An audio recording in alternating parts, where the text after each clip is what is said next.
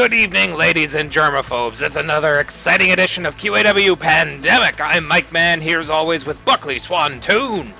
So glad to be here, Mike. Thank you so much. We're here in Honolulu, Hawaii, baby. We are isolating ourselves on an island for this week's pandemic. Haha, everyone here is gonna get laid. Sure are. I've been laid twice already.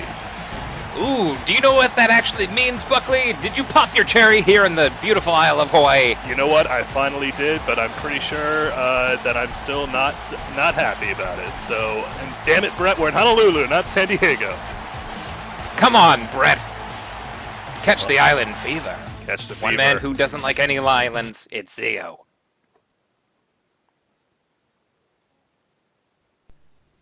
Yeah, how'd that taste, TVD? Uranus boys are coming for you. I know you won the TLC match, but let's not forget Uranus boys whipped your ass head-to-head last week. We gonna do it again. Alright, I know your elbow dropped me through a ladder, and my back still hurts a little bit. But Devlin put B-Rock through like 3 tables. Okay, you can't stop us. That's why we're coming for you and for the tag team title. His back only hurts a little after going through a ladder. That's impressive. Very impressive. But, I mean, I guess the Uranus boys are really out for something. And what's now Devlin going after Brian backstage? Surprised he was able to get a grip on that oily man. And the first punch thrown. As is QAW tradition, we're kicking things off backstage. Uranus boys just being ruthless in their pursuit against the title, going a very Tommy Jr. route going for it. That they are, and down goes Brian Rockmundez, and Andy Devlin looking to capitalize as well. The Uranus boys looking to, make a strong statement about their title intention. Right under that wire covering, and now slamming his head against the cement. This is just brutal. Brutal and uncalled for. If you want to make a statement against championship caliber athletes, then you do it in the ring. That's not how the Uranus boys think, and we all know that Andy Devlin is indeed a human, so this is not how humans think, apparently, not here. Not at all. These are the type of tactics you read about from the Moon Militia or the Saturn Satirists, who... Andy Devlin claims that he's not from Saturn, but these tactics say otherwise. It's true. The only planet he's from is the Uranus boys, and now he's thrown into the locker room. Bursting in, and Buckley, your things are everywhere. My stuff is in there. Don't touch it. They may not be looking to touch your things, but they're looking to touch each other in the most violent way. Oh! Brian Rock ricochets off that locker. Goes right into my locker. The Buckley locker. And very proud of himself. He's giving him rug burn on the back there, but Brian Rock not going to take this lightly. Rug burn versus shoulder charge. And right off of Diamond David Thomas's fanny pack. No, his fanny pack is full of diamonds. That's going to cut him open. Oh no, and now just bouncing off a Wellington Arms oil pack. This is just horrendous. How is he going to... No, right into the TV. Right into the TV, and a quick reminder, folks, this isn't Raw, it's Caw! Caw! Overhead belly-to-belly suplex from Brian Rock. You have to hope that they're not going to use that table. That's where they were going to put out our refreshments later. Here's something that, isn't quite refreshing, a powerbomb to a rug. Brian Rock looking to capitalize here, acquitting himself very well with a giant spin kick there, a la X-Pac. It's not... It really speaks to the technique of these performers that even in backstage brawls, they're still utilizing proper wrestling moves. Incredible fundamentals lead to incredible things as, Andy Devlin looking to elbow the eyes out of Brian Rock. And a big boot to follow. We know that Brian Rock is not lacking for power, but Andy Devlin having a slight size advantage here, and it's really helping him as he throws him into, I think that's James Maloney's locker, the biggest bad boy. Boston's biggest bad boy. If you don't like that locker, too bad. As Brian Rock just elbowing Andy Devlin fighting back. Scoops him up. Samoan drop to the rug. Maybe thinking about tossing him onto that trash can there, but just right onto the rug, giving him those burns as he throws him out into the hallway again. Sends him out into the world. And a quick word about our performers, they do not social distance or, wear proper face covering because they are not afraid of death. They may not be, but we advise that you do stay afraid of death, folks. Social distance and wear your mask, even if you're outside, especially if you're outside. Brian Rock feels if he could go through 3 tables, he can survive a virus as he now drags Andy Devlin along. Arm drag from Andy Devlin, who looks to follow it up with a straight right hand. Jeez, Brian Rock still lasting a long time here, but now just a scoop onto the cement again. A scoop onto the cement, not unlike our sponsor Dippin' Dots. You can scoop them, you can eat them. Down goes Brian Rock face first, not into delicious dairy treats, but into the hard concrete. Oh no, and I guess Devlin wins. What does this mean for TV&D?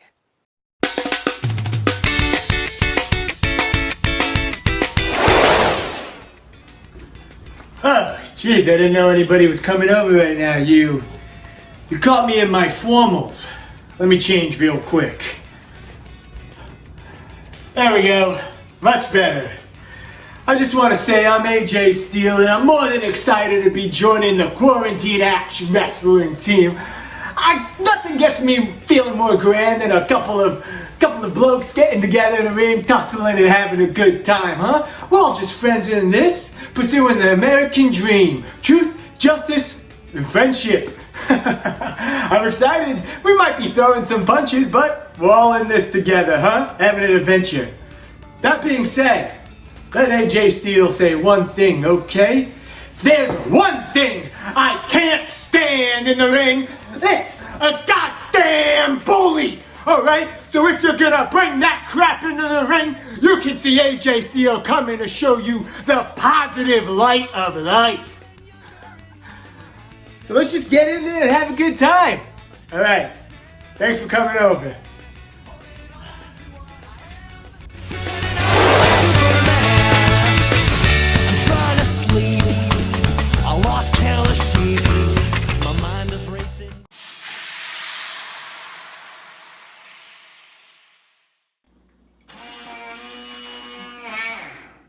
Good evening. I am the Gourmet, and I'm here to serve you a big can of gourmet whoop ass, with the side of your ass on a silver platter and my foot straight up your ass. Knife to meet you, wimps.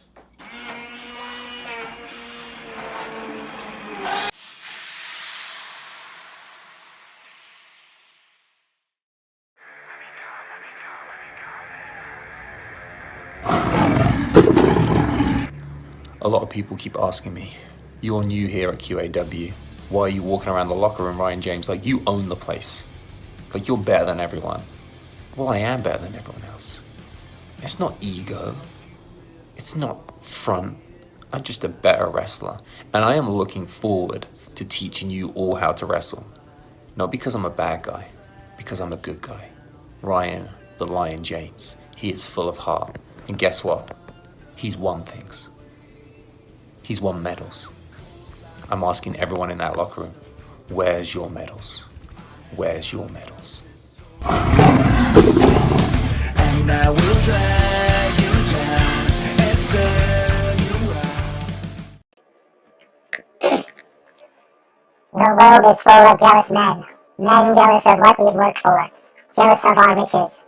We can tell they are jealous of our nuts. Don't touch our nuts. Deny it all they want. They are desperate and pathetic. They didn't prepare for winter and will do anything to make up for this grave mistake, even if it means taking our nuts. Don't touch our nuts. They underestimate us. They call us paranoid, trying to convince us that they don't want to take our nuts. Don't touch our nuts. This is an obvious ploy for us to let down our guard. They think our provisions can be easily taken, like taking candy from a baby, like taking nuts from a pride of squirrels. Don't touch our nuts. But we've been preparing, not just by gathering nuts for winter, don't touch our nuts, but by creating the ultimate means of protecting our nuts. Don't touch our nuts. We assembled the greatest squirrel minds in our pride, and thanks to their ingenuity and the abandoned scarecrow we found on the O'Malley farm, we have created the ultimate nut-stealing deterrent. Don't touch our nuts. With our scarecrow mech suit, we can protect our nuts. Don't touch our nuts. Not just from a few crazed nutless men. Don't touch our nuts. But from the entire nut-deficient world. Don't touch our nuts. This Thursday in the Fatal 5-Way, our pride of squirrels will enter the scarecrow mech suit and then use it to enter the ring. Operating the scarecrow from inside, we will attack those who would cowardly take what isn't theirs. And the world will know that we squirrels won't allow humans to push us around anymore. And most importantly, they'll know that you should never touch a squirrel's nuts. Don't touch our nuts. Now we have fatal 5-way action from 5 debuting wrestlers here. A smorgasbord of new talent here, Buckley.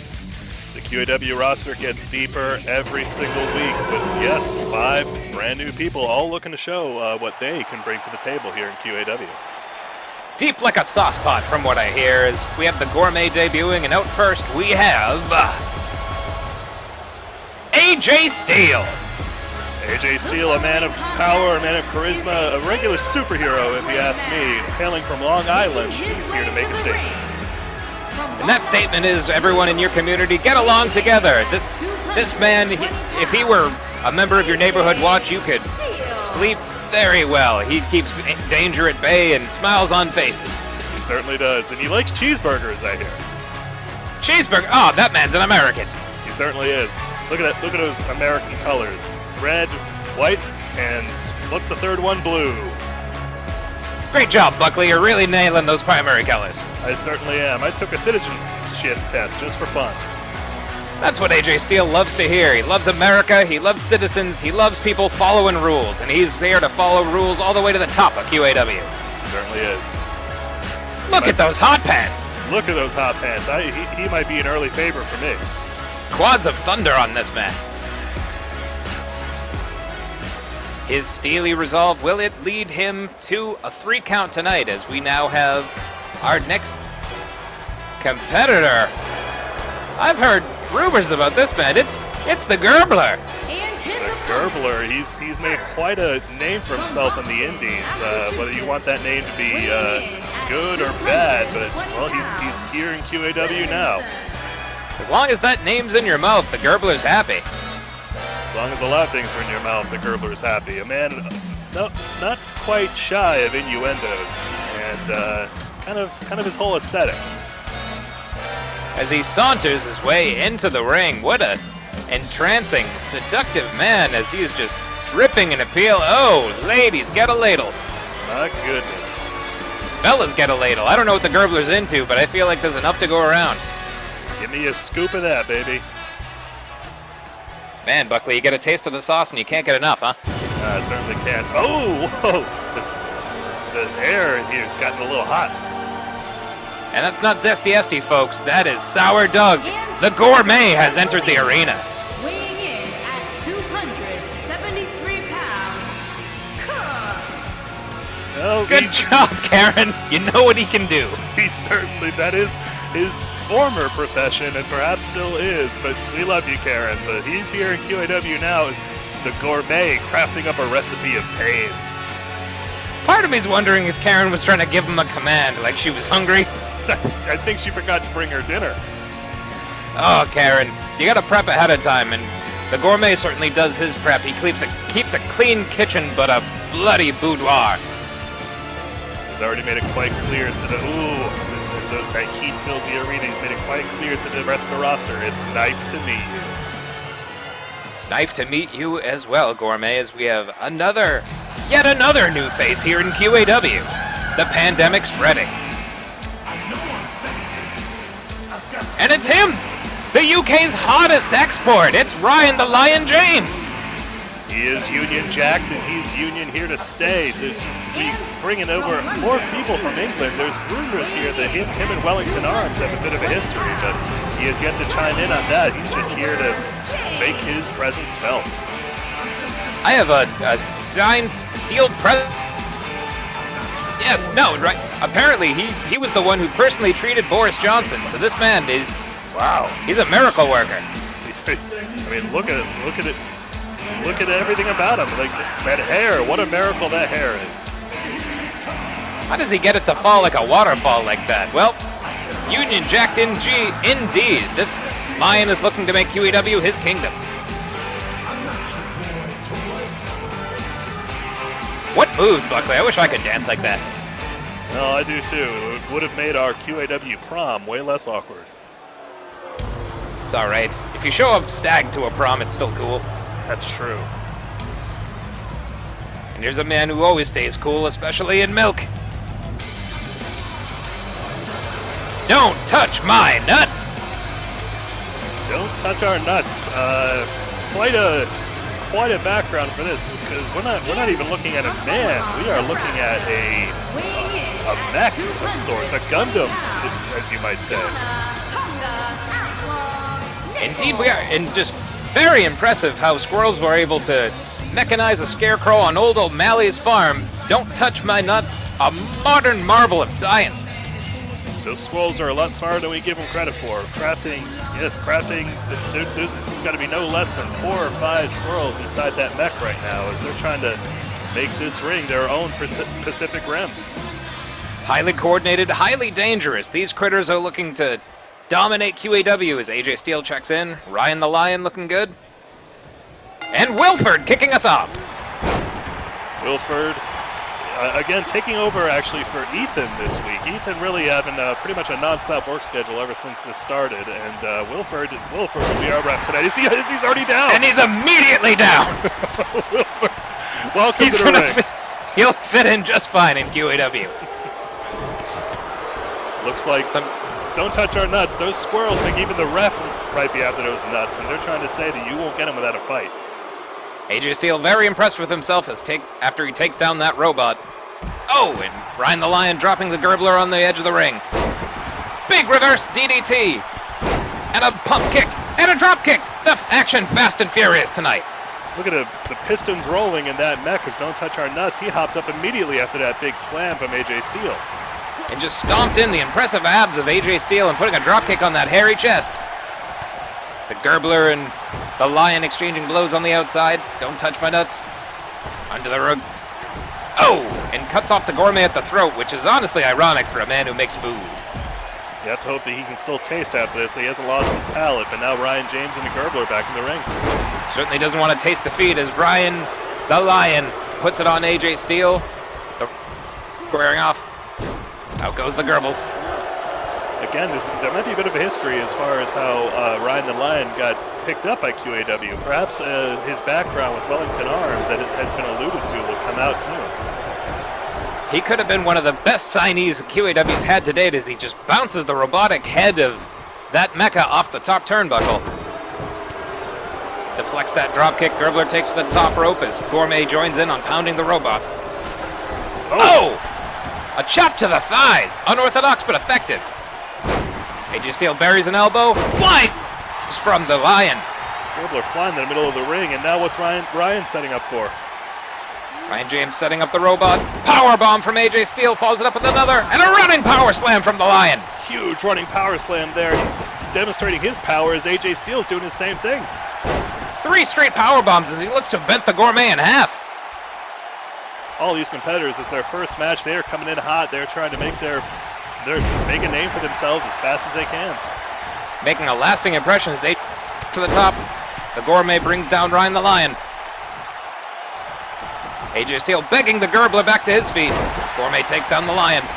He might be I think AJ Steele's looking to. Oh, he was trying to fly like Superman, but got reversed into a power slam from the Gurgler.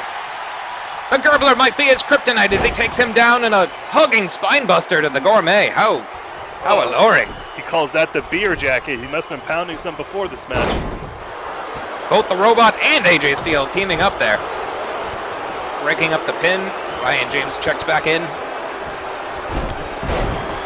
We're only a few minutes into QAW and it is already pulse-pounding action. Folks, I hope you paced yourselves for tonight's action.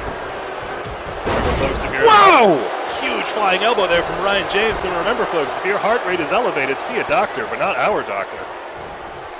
For bruises, for contusions, for an impressive flying double elbow from Ryan James. And out goes the Gourmet, dumped by AJ Steele, who's setting something up big. Looks like AJ Steele's now he's going to fly like Superman. He flies like Superman right into Sourdough. Ryan James bouncing off the steel steps there, the Gurgler taking a breath. Oh! Now Ryan James off the steps. And the crowd already showing their appreciation for these new competitors as AJ Steele is climbing up to the ropes. Burying an elbow into the kidneys of the Gourmet. Kidneys, historically hard to chew through. Oh no, is that? 1, 2, 3, and that's it with Kidney Bomb. AJ Steele is your victor. Wow, sneaking that out there as their other competitors were fighting on the outside. They didn't even notice that pin happen, and the Gourmet taken down with that being hit by Superman and then the elbow right to the kidneys. Lethal combination. Renal failure tonight for the Gourmet, but renal victory for AJ Steele. Impressive in his QAW debut. Very impressive in picking up a win this early, but you can't take away from any of these competitors. They're getting their feet wet, and you have to hope that as the weeks go on, they're going to be full-on soaked. I'll tell you who's full right now, and that's the Gourmet. Full of pain, full of reservation, as AJ Steele checked into his Foursquare and checked out. Here is your winner. No compliments to the chef tonight, as he taking a loss there, but we're going to see more of these competitors as they look to make their presence felt. AJ Steele rated by Zagat 1, 2, 3, 4, 5 stars for that victory. Stick around for plenty more QAW action coming up. You don't want to miss a single beat. The Wellington Classic rolls on next. Don't go anywhere. Please.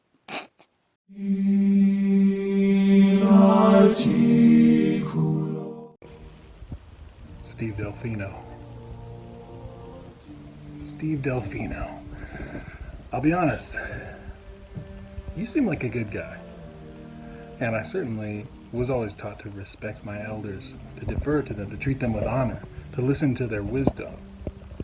But unfortunately for you, my friend, you stand between me and the QAW Championship, which I have been called, been given a mission, a mandate to cleanse. So, unfortunately, from dust you came, from dust you shall return. And you'll be returning there this Thursday, after I drop a divine intervention on your head. And maybe throw a little sharpshooter on there too for good measure, because that seems to work really well on you guys. So, prepare yourself, Steve Delfino. Stay blessed.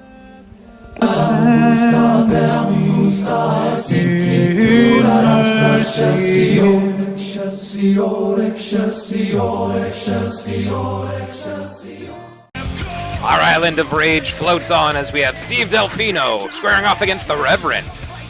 Steve Delfino picking up an unexpected win against Mr. Shakes last week due to some interference with the Clown and his own resolve, and the Reverend taking out our former champion Perjury Palapal. This is the semifinals of the Wellington Classic, folks. Two huge upsets last week. As you said, Steve Delfino upsetting Mr. Shakes thanks to a lot of interference from the Clown. Steve Delfino may not know what wrestling is, but he knows how to win. He does, and it may not be entirely due to that interference. Mr. Shakes has been a monster on this show ever since it started, but at the same time, Steve Delfino he won that triple threat against Armenian Missile Crisis and Zio. He almost was our first champion in that Battle Royal. Steve Delfino, no idea what's going on, but like you said, he knows how to win and how to wrestle. Fake it till you make it, or at least until you're wearing gold. Steve Delfino here to take over to top QAW like a top hat. Love that hat. Man dressed in a dress shirt on the front row. Weird attire for a wrestling show, but... whatever contains those deadly, deadly antibodies. And here's a man who's looking to anti your body, the Reverend. Buckley, do you think QAW's whack? Absolutely not. The only thing whack is how I lost my virginity. And how did that happen? I'll tell you next week. I just don't know if I can speak of such sin in front of the Reverend. A cliffhanger. Well, the Reverend still believes he is led by a higher power to class up this joint. The Reverend just a chilling as that pipe organ fills the arena. We know that he is on a personal mission, but what that means for what could he do as champion? You have to wonder. A personal mission, a father of God, or a godfather, as Karen referred to him, on his way to the ring and just bringing that ominous presence with him. He brings something otherworldly to the ring like many of our competitors do, but as you said, overcame our former champion, Perjury Palapal, in the very first round as he stinks up the arena. Stinks it up with that holy gas, and again, not only did he overcome Perjury Palapal, he straight up dominated Perjury Palapal in a very impressive performance. To the point where Perjury Palapa has just been almost speaking in ragtime, and a language that it only makes sense to Perjury now. He seems to have had his brain scrambled by both his fall from grace and a fall from the Reverend shoulders. That would take a great mental strain on anybody, but here we go. The semifinals of the Wellington Classic kicks off. Wilfred has recovered, and Steve Delfino is squared off with the Reverend. Big back suplex to start. Two powerful members here. Just you could hear the echo of that smash against the ring. The Reverend, again, 318 pounds, one of the biggest people on this roster, and one of the people that I'm most attracted to. A big meaty boy as he sizes up Steve Delfino, and a kick to the small of the back. Softening up the green-clad warrior, who rings his arm over his shoulder and follows it up with a big drop kick. Dragging Reverend to the middle of the ring. Stomp now to the midsection. Steve Delfino working over the Reverend, and now a gator roll. Man dominates Florida Pastor. Look for that headline tomorrow, folks. Looking to make headlines is Steve Delfino as he appeals to the audience, whips the Reverend into the ropes. Ooh. Oh, and a flying deflecting off of the broad chest of the Reverend. The Reverend's just an immovable object sometimes, conjuring up some kind of holy resistance. Oh, and over the top rope there. What the? We know that feral scream. It's fear itself. Fear itself has appeared. The Reverend with his eyes fixed on fear itself. Steve Delfino recovering, though. The Reverend's got to keep his mind on this matchup. Crucifix pin. How ironic. 1, 2. No, and a kick out from the Reverend. He's not going to lose to sacrilege. Almost lost out there, but Fear itself coming out here, perhaps he is something he wants to say to the Reverend. Oh, whatever he wants to say, he may want to speak into the holy microphone as Steve Delfino rains a few, shakes him off. We know that there's been some talk backstage about some animosity between these two competitors, but Fear itself looking to get directly involved here. Looking to creatively control this match. No!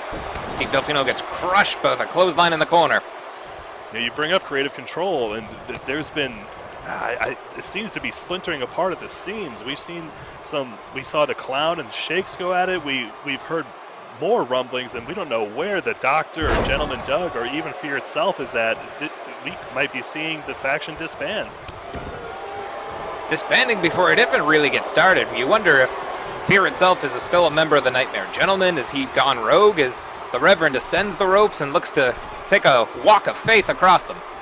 As he looks to deliver some divine intervention on Steve Delfino. Oh. Shot to the back of the shoulder. You know, the shoulder has 3 muscle areas, front, back, and side, and the back is a devious area to work over on a man. Hard to stretch, hard to comfort. And it's also hard to pin somebody when Fear itself was just distracting Wilfred there, not letting the Reverend wasn't able to get a pin after that. We've seen him put away multiple competitors with divine intervention. That we have is Steve Delfino now doing some dangerous work on the apron. Oh, and a DDT right to the edge. Oh no, Fear itself threw a chair in the ring. Very impressed with Steve Delfino's antics as he reverses the Reverend there. Some furniture added to the proceedings. The Reverend has a hold of... Oh, Delfino and DDTs him middle of the ring. Follows it up with a huge elbow. The Reverend still not losing control of this match despite the presence of Fear itself. Not interested at all as he makes a throat-slitting gesture. The odds of winning for Steve Delfino could be on life support. Well, Wilfred just holding the chair. Wilfred loves that chair. Steve Delfino on the shoulders. Oh! Hurricane Rana pin! 1! Wilfred remembering his job, dropping that chair. You can't count while holding a chair, Wilfred. Good job. Some people, they can walk, they can chew bubblegum, but no! Can from a super kick. Apparently, the Reverend's right back up. He's just not letting that phase him at all, but Steve Delfino is starting to mount a little bit of a comeback here. Can he keep it going? He's going to need a miracle to overcome the Reverend, the imposing stature of the suspender-clad automaton. Fear itself just very... Wilfred's got that chair again. Oh, he's decided he's not. Headbutt to the Reverend. What does Delfino have in mind here? Sets him up. Drive-by! Not busting the Reverend open. He's bleeding his holy blood. His holy blood has been spilled. 1, 2, 3. That's it! Steve Delfino, another upset. A quick knockout on the Reverend there. I didn't see that coming at all. Wow, Steve is now in the finals of the Wellington Classic. One half of the finals has been decided. Steve Delfino stunning the Reverend as Fear itself looks on approvingly. And what? Fear itself becoming a factor in this match. Right here is we're seeing that he interrupted the pin after that divine intervention, but what is his intentions? Well, Steve Delfino intends to be world champion. Just amazingly has stunned the Reverend. Even our former champion couldn't bring the Reverend down. Steve Delfino, impressive. He may, like you said, he may not know what's going on, but goddamn, if there's one thing he knows how to do, it's win. He does indeed, and I'm getting word we're going to hear from AC Voltz. Don't go anywhere.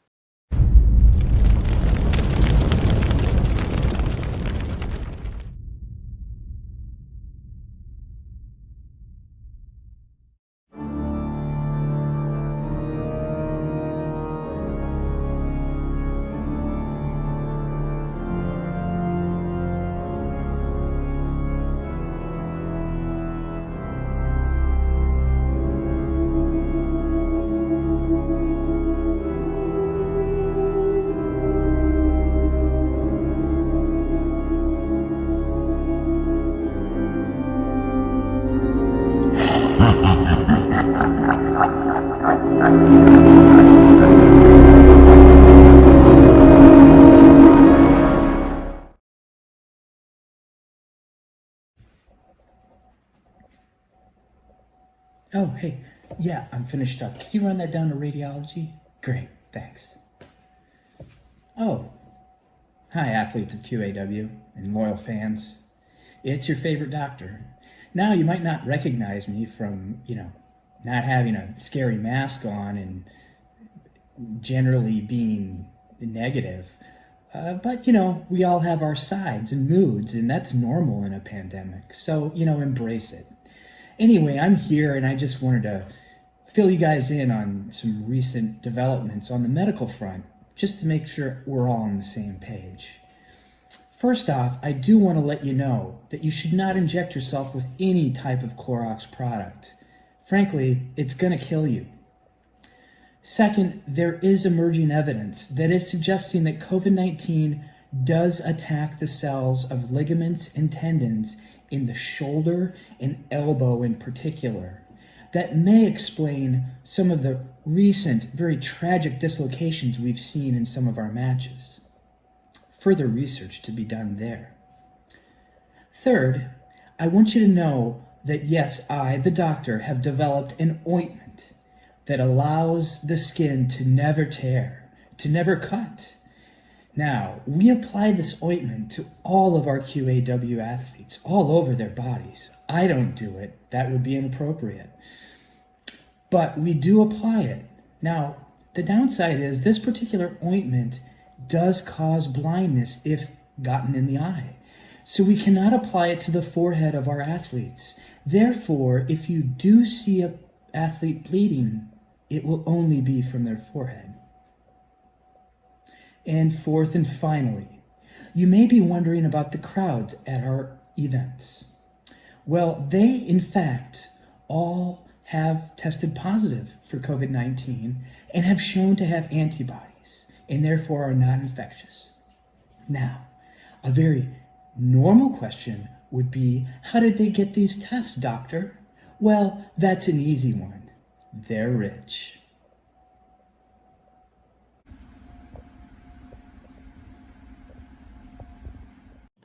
Hey there, do you like billiards and snooker? We do too. We don't sell that, but what we do sell is clones. Here at the Clone Zone, this is our warehouse. This is a guy who might be me, but it's cool, because we sell clones. One color and one style. This guy, over and over and over again. Here's where we keep the clones. You want a different type of guy? Go fuck yourself. We're the Clone Zone. He's all we do. Right next to Felty's Felt Shop in the Bumberland Strip Mall. Come to Clone Zone if you only want this guy. A lot of humans are probably asking themselves, Why did I attack Brian?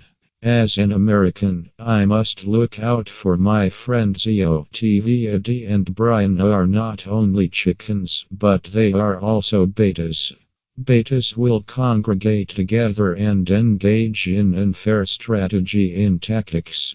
Brian would cheap shot Zio in the ring, and being my good human friend, I needed to stage a preventative strike. May the Uranus boys live long and prosper forever. Also, guys, I am really getting tired of this. I get calls on my telephone device all night. Hateful human sound messages about how I originated from Saturn.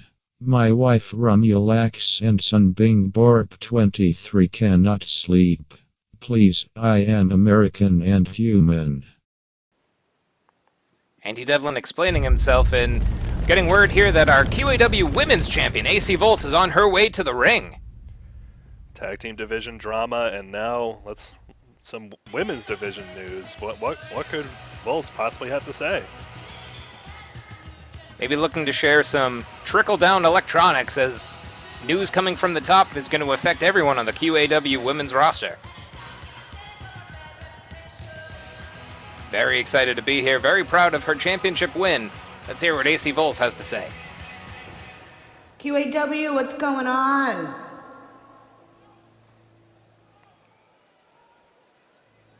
I have a bit of serious business to discuss today.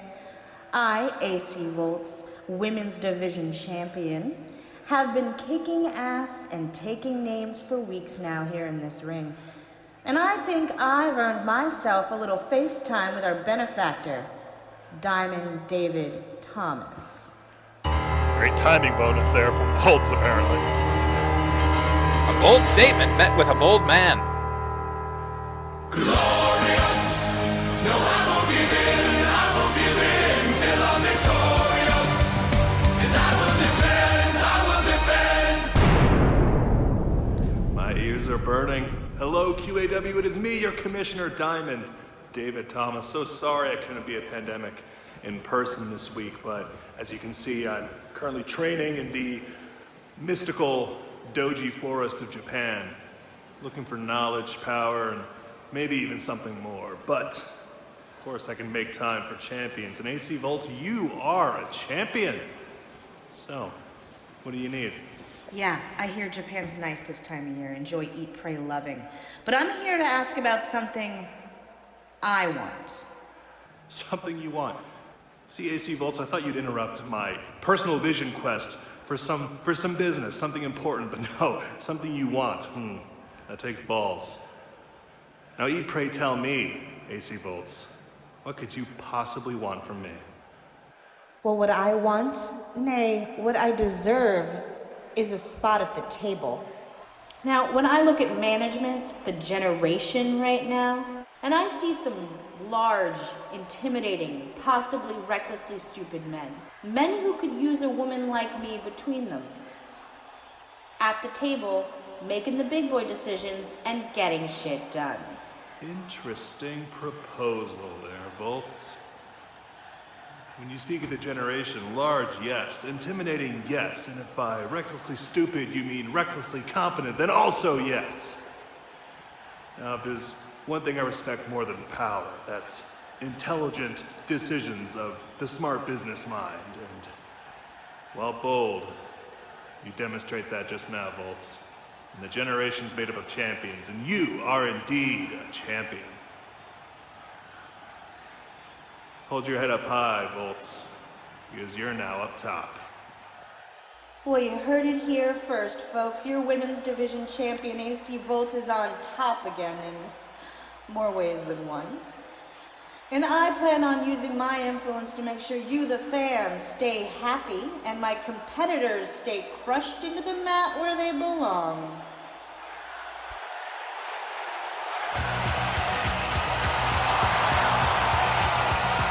You heard it here, folks. AC Voltz, now the newest member of the generation. She's joined management.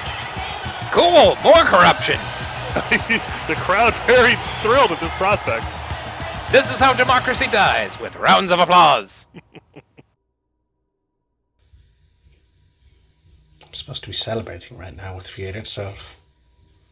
My tag team partner of the Gentleman of Fear, however. That is not the case. That is not the case at all. We would have a winning situation. We had it in our fingertips. But it was robbed by a clown. I expected him. He's easy to read. I'd love to play poker with him someday. But, Doctor, you surprised me. I had the pin. The 1, 2, 3. I was gonna get my hand raised. It was gonna be great. My first pin in the organization I rightfully deserved. And then you took it upon yourself to beat poor innocent Ethan. Hit him over the head, knock him out, and rob me of my chance, Doctor. I hope your insurance premiums are paid up, 'cause I'm coming to get you, Doctor. I will get my revenge on you, Doctor. Trust me when I say that. And as for our tag team champions, the Gentlemen of Fear are not that far behind. We're breathing down your necks, and we're coming to get you. Those belts will be ours. They will belong to Quality Control. It's all going according to Mr. Shake's plan.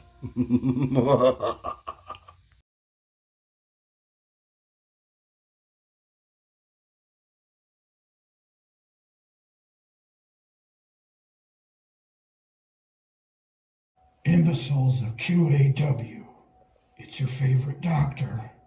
Now, you might recall last Saturday at Essential Business that I got in the way of a pin that Gentleman Doug had on Wellington Arms.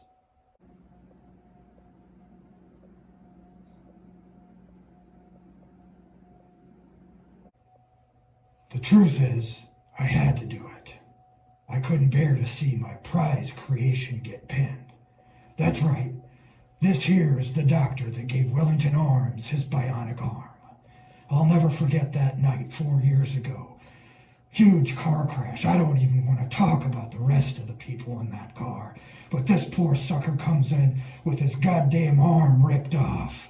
I tried to put it back together, but no, that wasn't going to happen. So I had this little thing in the lab I'd been working on, and I said, well, hell, I'll give it a shot. And boy, did it ever work out. So yeah, Gentleman Doug, I broke up your pin. And if you've got a problem with it, you know where to find me. 'Cause the doctor's seeing patients, and you don't want to be one of them.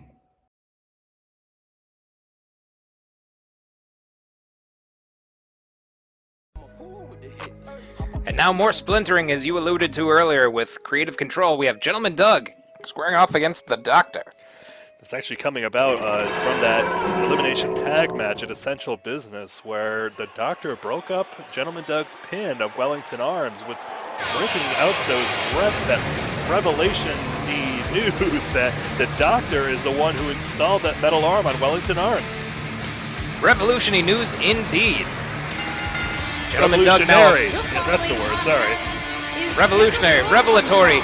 It was shocking, to say the least, that the chrome battlement that is adorning the arm of Wellington Arms was installed by the Doctor. What an intricate web that QAW weaves, but now we're seeing what happened to Nightmare Gentleman Doug, coming into the ring. Gentleman Doug, who, as we've seen in his matches, is always so close to achieving victory, and he's looking to have that not even be in question as he looks to conquer the Doctor. Well, the Bond villain kind of person that he is, he always has a plan, and he's certainly looking to pick up his first victory here tonight. That plan is punishment for our resident physician, who you'd think would spend a little bit more time trying to cure our staff, cure the audience, but no, the Doctor just wants to make things worse. He's a real Jekyll and Hyde, where 90% of the time he's Hyde, but look at that. With more fire filling the ring as he brings his evil ways to QAW. It's a heat wave here in Hawaii. If you thought it was hot on the island before, wait until this man makes his diagnosis. Great job, Karen. That's a doctor. It is indeed. If you can't tell from the stethoscope and the mask and the coat. She's on a roll tonight, folks. Cook, doctor, what is she going to name next? She's really got those professions down. Her with professions, you with primary colors, QAW barreling forward in the education realm. Absolutely. We are well educated. We came from America. Sure did. I'm sure AJ Steele very happy to hear that as the doctor saunters around the ring looking to put Gentleman Doug in traction.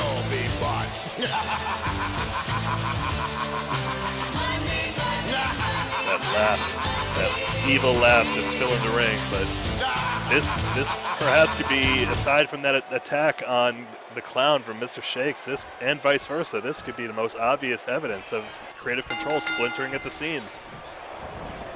Allies no more as whoa!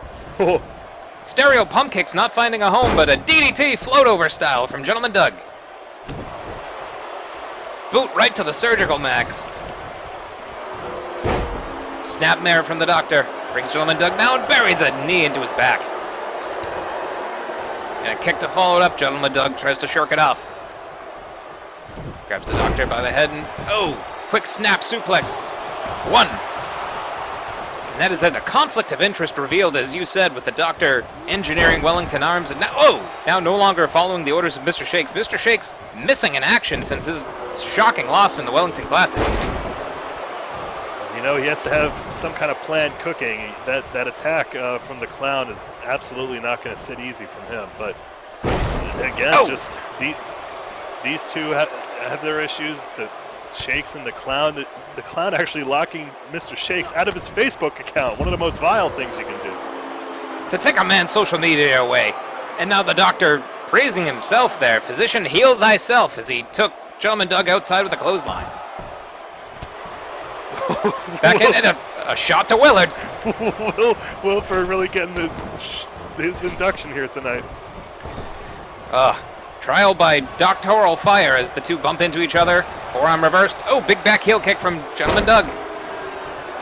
And you have to keep an eye on Gentleman Doug here, really seeming to specialize in those quick pin attempts. We saw it earlier with that snap suplex and from that snap German on Wellington arms that the doctor did break up. And reminder, the doctor breaking up that pin by straight up neck dropping Ethan.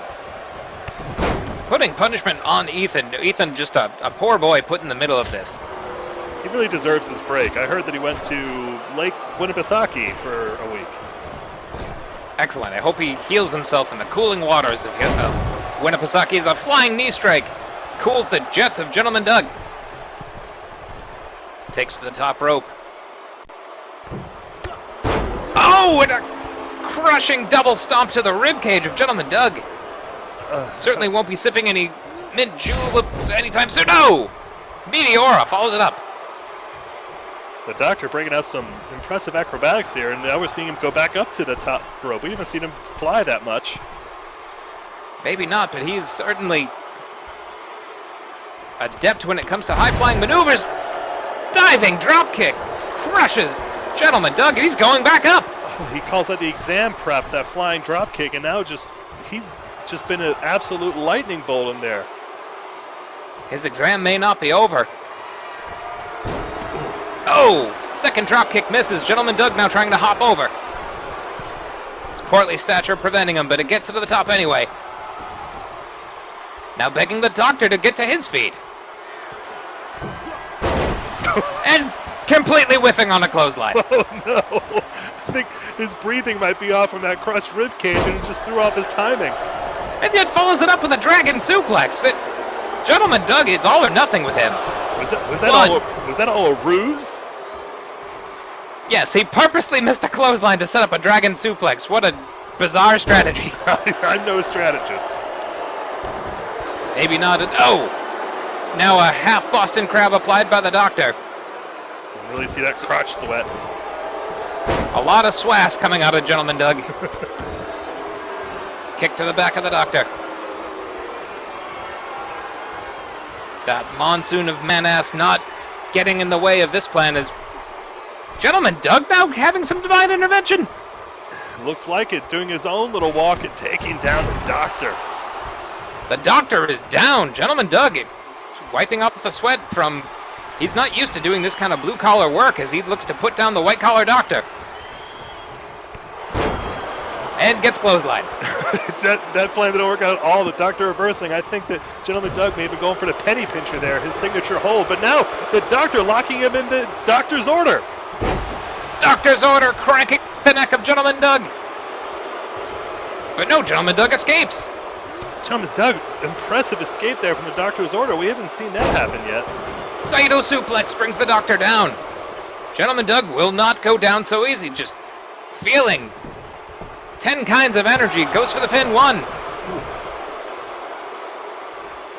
This is impressive. Usually the Gentleman Doug has people finish his matches for him, but now building up a head of steam with these clotheslines. And a big back super kick. Sock to the face. Good thing the doctor's wearing a mask. Gentleman Doug impressive here tonight. The doctor kicks him off.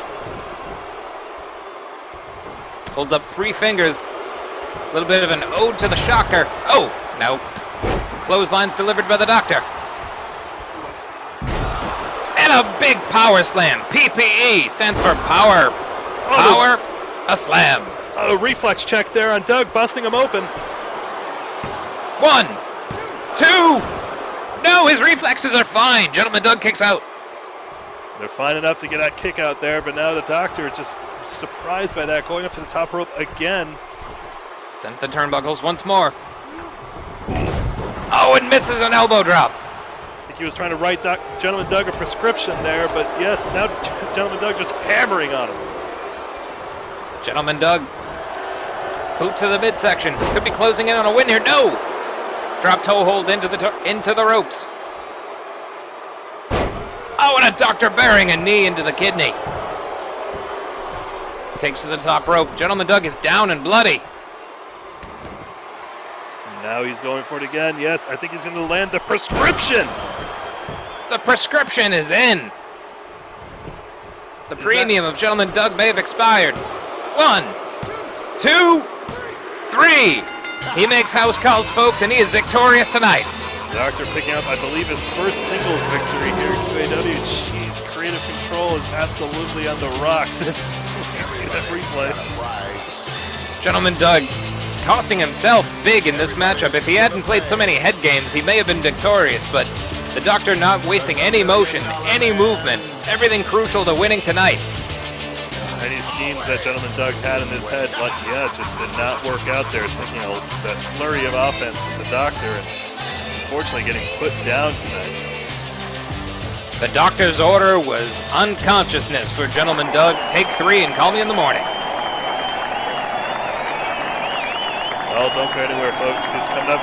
Wait, that's the clown! It's the clown! And he has a wooden kendo stick. Oh! Going to town on the back of the doctor. Bamboo dreams for the doctor as the clown puts him down. What is the clown doing?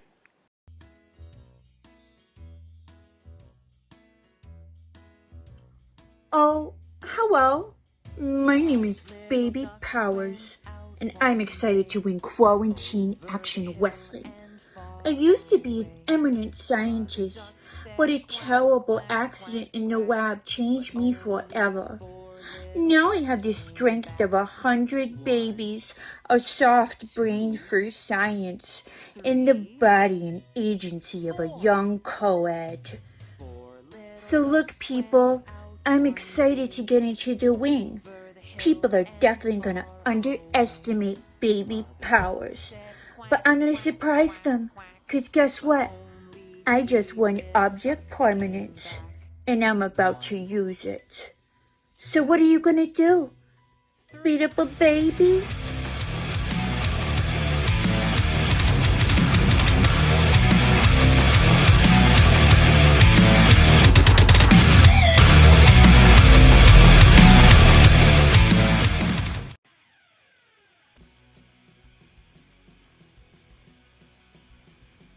Oh, what's up, wankers? It's your girl Delia Payne. Came all the way from the UK. Anarchy in the UK just came to the QAW. You want to know a little about me? Alright, here's a list of things I don't give a fuck about. hydration. Fuck off. Cute little animals having a laugh. Piss off, cunts. Reusable bags? Don't bloody care. But the thing I don't care the most about is the triple threat. Because in my eyes, there is no threat. Baby powers, rolling thunder. I don't give a fuck. I got beef with you, and I'm gonna settle it in the ring. Actually, you know who else I have beef with? You know who I do give a fuck about? Fucking Karen, up in the announcer's booth. At the Battle Royale, you said my name was bloody Deborah? Listen, love, I don't know if you know this, but we actually speak the same fucking language. There's no bloody bee buzzing around in my name like it's springtime in Hyde fucking Park. We might have a problem too, Karen.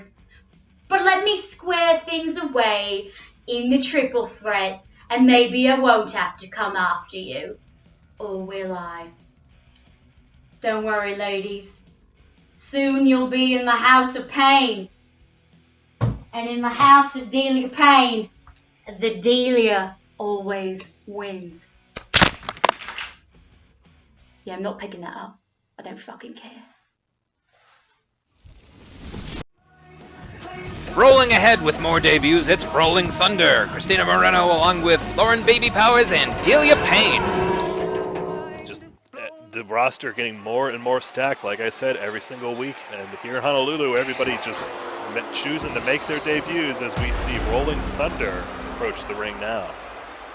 Looking to shock the system, the forecast is devastation as Rolling Thunder makes her debut in the QAW arena.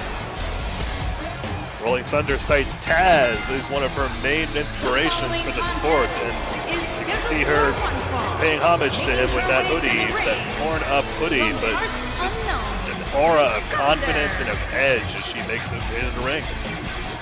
Taz, a master of judo and suplexes and creative ways to take people off their feet. Rolling Thunder looking to emulate that and become the queen of suplexes. It's Taz. It's Rolling Thunder.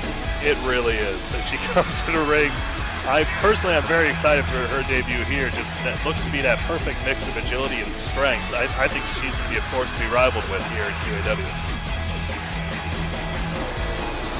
Boom! The crack of thunder in the distance. The crack of thunder from not a distance. It's Rolling Thunder. And again, folks, don't forget about our sponsors, Men's Warehouse. For when you want to dress up for that wedding, you have to go to Men's Warehouse. I'd also like to thank our noise-canceling sponsor this week, helping us to receive Rolling Thunder at a reasonable volume. It's Not Beats by Not Dre. Not Beat. I love Not Dre. He's my favorite rapper. He's not Dr. Dre. He's not Dre. Stop acting.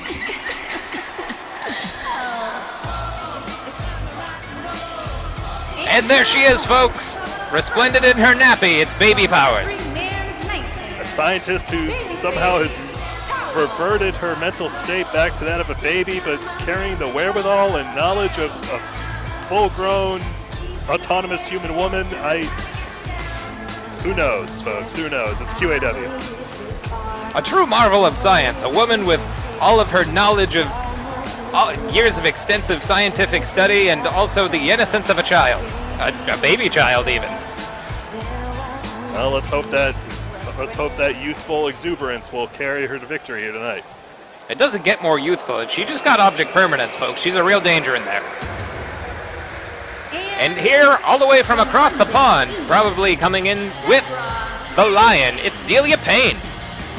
Delia Payne, we saw her make her, I guess, unofficial debut in that Battle Royal before Essential Business, but here, looking to pick up a victory that was stolen from her in that Royal, but absolutely just a force of chaos and riot-esque behavior with Delia Payne. Riot-esque. Try to take away her right to assemble and looking to pick up a victory. She doesn't pick up much, especially not after herself. She's looking to make a mess out of QAW. And actually picking beef with Karen, specifically Karen, who seemingly can't get the word Delia and calling her Deborah instead. We might have another faculty war on our hands. Cook, check. Doctor, check. Delia, not check. That's not a job. Oh, the baby not understanding how a ring works. That's adorable. And Willard kicks us off. Now the baby playing around in there. Oh, that's suplex to Rolling Thunder. That's one athletic baby. Now jumping as high as she could and kicking. Drop kick from the baby. Delia now, flying and just crashing, burning. Delia trying to pull off something impressive there early, but... It definitely left an impression on the mat. Rolling Thunder escapes from the baby. Back elbow from the child. Oh, and a kick to the midsection. That is child abuse. Don't tell your lawyers, folks. Please don't report us. We are probably not insured for if anything happens to Baby Powers. For that reason, I'm going to pull for her. And again, I think my money had to be on Rolling Thunder, seeming to have the strength advantage in this triple threat. And reminder, folks, in a triple threat, just like that 5-way, but with 3, the first person to pick up a pinfall or submission victory wins. That's right, there's no disqualification. We must have a winner, be it by pinfall or submission, as Rolling Thunder clobbers the baby. Baby, who may not have perfect depth perception, misses that forearm. And now just playing in the corner as Rolling Thunder dumps Delia to the outside. Delia's not here to play games, she's here to win. Again, Baby Powers having that full wherewithal of a experienced woman, just she's coming in hot and she's laying into pain. Delia again whiffing. Big clothesline there in the corner by the baby. She manages fun as she's putting pain on people. It's endearing. It certainly is. Delia putting Baby Powers... No, don't break that baby's arm! She's trying to snap the baby's arm! Don't break the baby's arm! No! Oh, Rolling Thunder being the responsible adult in this situation. Oh! Double forearm smash from Delia Payne, finally landing something. Flying Enziguri misses. Forearm from Delia. The baby hobbled in the ropes. Oh no, she's stuck. Not for long. Oh! Delia just squashing her throat over the bottom rope there. No disrespect, and I mean no respect at all given to a baby as she's taunting at her. Delia, a true villain, just brutalizing a poor child who she thinks she's a plane. Rolling Thunder shooting that plane out of the sky. Pew pew, and down goes the baby. Hip toss from Baby Powers. Rolling Thunder punches her back. Delia with more forearms. Rolling Thunder confused as to how she got into this situation. She did not sign up for this, apparently. When most talent sign a pro wrestling contract, they expect high-level competition, not babysitting. Oh, and a train of pain there on Baby Powers. Choo choo, down goes the baby. Rolling Thunder breaks it up. He needs a elbow to the small of the back. Delia Payne very proud of her handiwork. You gotta show appreciation for your own work sometimes. Delia dumping Rolling Thunder out on the ground. Practicing a very disrespectful form of self-love as the baby finds her way back to her feet. Delia notices. Oh, and this could be nap time for Baby Powers. Drop down. Whoa. Leapfrog. Oh! And actually blocks that Enziguri. Smart move. Impressive cardio there from the baby. The baby has boundless energy. Rolling Thunder very impressed with herself. And yes, a Northern Light suplex successful with a bridge. 1. Oh! Baby likes bridges, but not when they mean she could lose. And again, we're seeing that Taz influence there from Rolling Thunder with that very impressive suplex and a perfect bridge, but it was not enough, not yet. Strong core strength as she dumps Delia Page out and now jumping over both competitors, letting them know that, yeah, she's got cardios for days. Certainly does. She runs 10 miles a day. 10 miles, that's a hell of a distance as these 3 women are looking to go the distance. Delia dealt some damage on the outside. Whoa! And the baby says, I'm a plane, and Rolling Thunder says, you're dead. She's shooting, she's like a German flat cannon, not letting that plane take off. Yes, some anti-air defense there from Rolling Thunder as she puts down Delia. You gotta end this in the ring. This triple threat must end in the ring. Delia out of cardio, collapsing to the mat on the outside. And Wilfred just kind of standing there confused. What do I do? It's his first day. Definitely not something the referee signed up for. Back suplex from the baby, who kicks back up. Oh, impressive. And now just taunting both competitors. Delia setting up something else. Big back heel kick. And another. One more brings her in. Rolling neckbreaker from Miss Payne. Great sequence. But Rolling Thunder right back up. She rolls right back to her feet. But now Baby Delia shift into the corner. Oh, the Spanish bomb! The Spanish bomb on Baby Powers. Oh, como se dice, Payne. This could be it. 1, 2, 3. The Spanish bomb puts down the baby. Oh, she's going after the most youthful person in the ring, just putting her down for a nap, apparently. Yes, the Baby Powers put to sleep. At least 15 to 20 minutes. Maybe she'll get some juice when she wakes up. Well, let's hope that she's rested when she wakes up. But very impressive stuff from Delia Payne. Hard for her to find her footing up first, missing a lot of moves and everything, but then coming in with that clutch Spanish bomb and knocking Rolling Thunder out of the ring to secure that pinfall. Delia Payne, a real Dora the Explorer, finding different ways to victory as she puts down a baby. Hope she's proud of herself. The baby signed up with her own signature. From what happens then on, we are not liable for, at least not us as announcers. Yep, not us as announcers. As an entity, we let a baby sign a contract. We're not bulletproof on that. Times are weird. They are indeed, and two weirdos, Zio and TVAD, about to square off.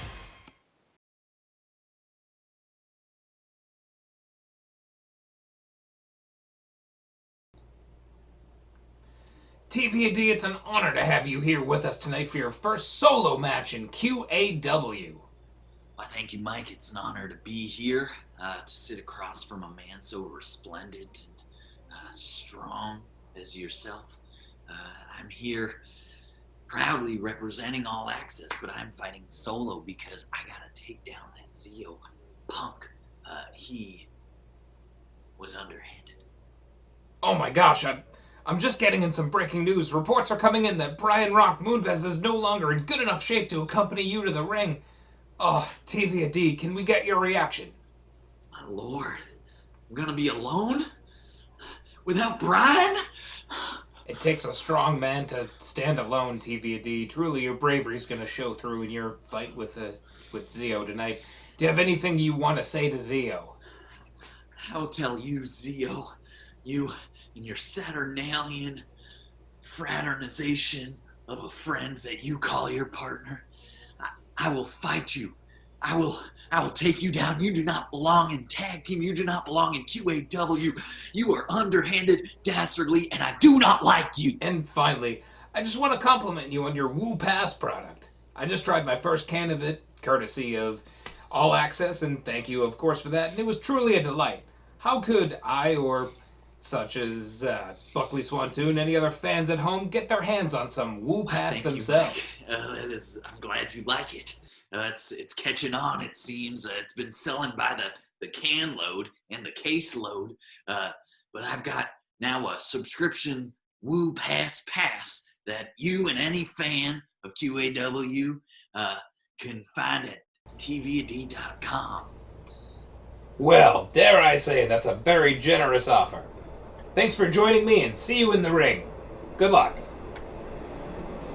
Well, it's been my pleasure indeed to talk to you. Now, I know I'm alone tonight. No Brian. So, Mike, can I have a hug? Mike, don't leave me. I need a hug. Oh, my God. I always have a pre-match hug. This is terrible.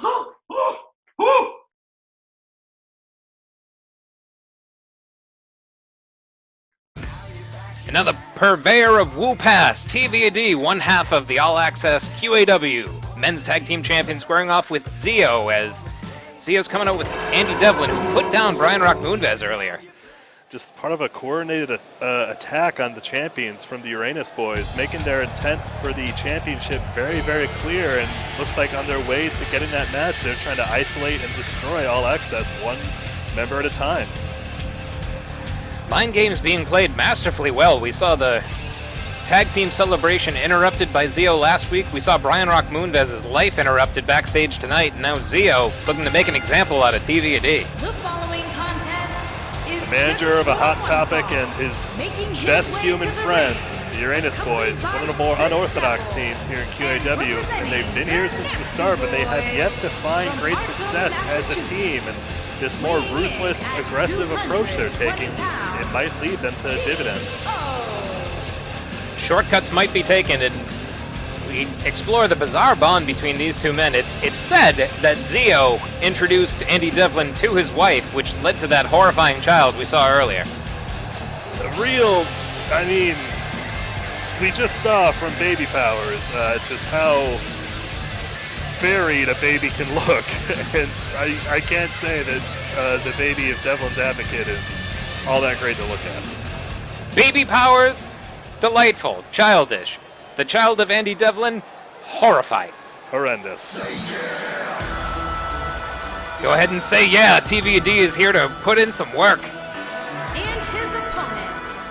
Coming in here, unfortunately solo, we got an update on Brian's condition from the D just now, and Brian just not able to walk him out to the ring there to provide some backup, so now he's going to have to fight that damn numbers game, as they call it.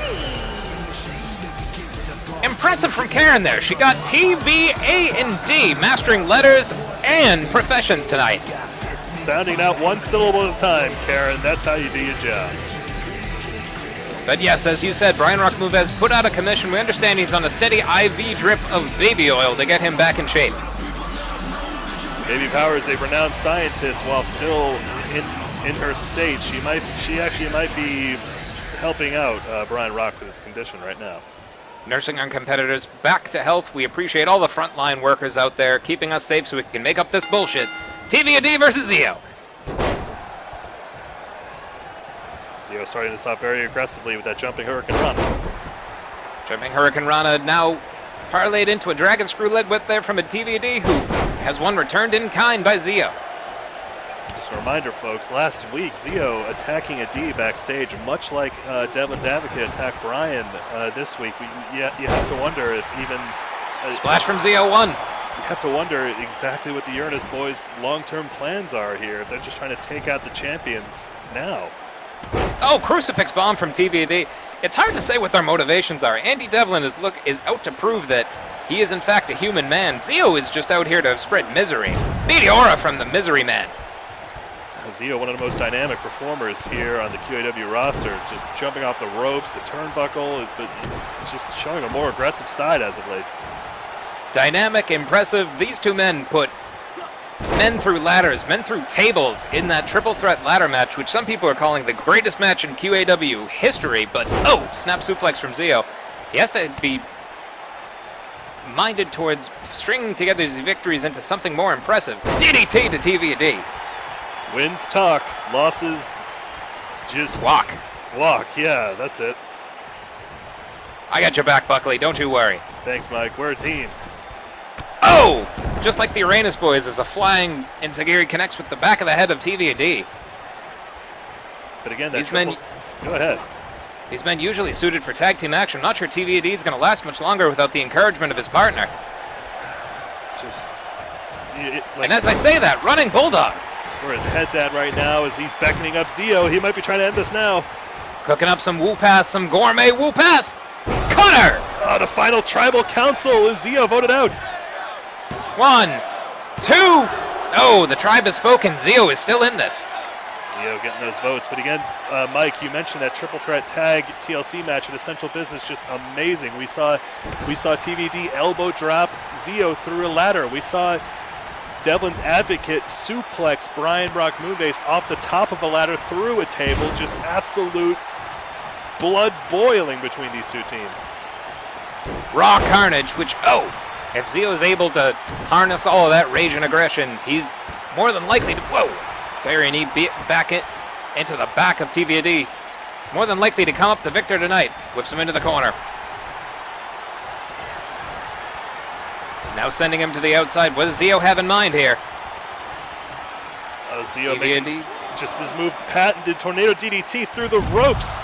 Torpedo DDT, and that's potentially sinks the chances of TVD. And another DDT. That top of the head of TVD has to be swelling. Just absolutely vicious, these attacks on a D. You have to imagine he's not fully recovered from last week when Zio powerbombed him onto that cement. Recovered in that much time.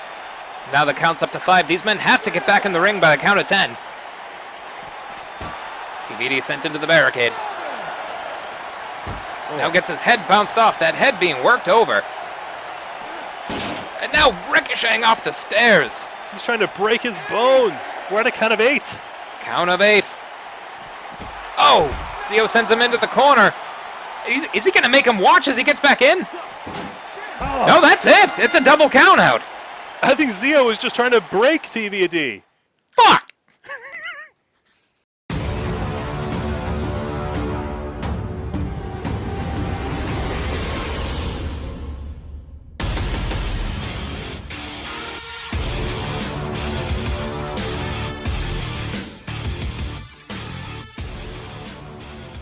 Boston's biggest bad boy, James Maloney here. This Thursday, I'm bringing the belt to Boston. And here's the thing, Mike Diesel. New England needs a new patron, a new champion. One that won't tap out and jump ship like a buccaneer. And that champion is me. Because the only ship for the Boston's biggest bad boy is the championship. And this Thursday, the belt is mine. And if you don't like it, too bad.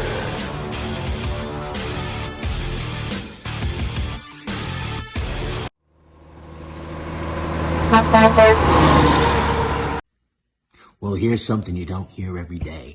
I have got to pay someone a compliment. I have got to offer some praise to the Boston bad boy. Young man, you put some respect on the New England States Heritage Championship. You showed some reverence for this beautiful belt, the belt with the most prestigious history in all of QAW. Show those champions. John Hancock couldn't even fit his name on the belt. Vern Gagne, look at you, you beautiful bald bastard. Jim Rice should have gotten in the hall earlier. Killer Kowalski, vegan champion.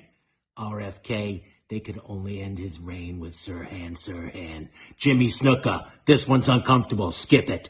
Whitey Bulger, 16-year championship reign. They couldn't find him. And now, the greatest champion in the history of this amazing belt, Mike Diesel.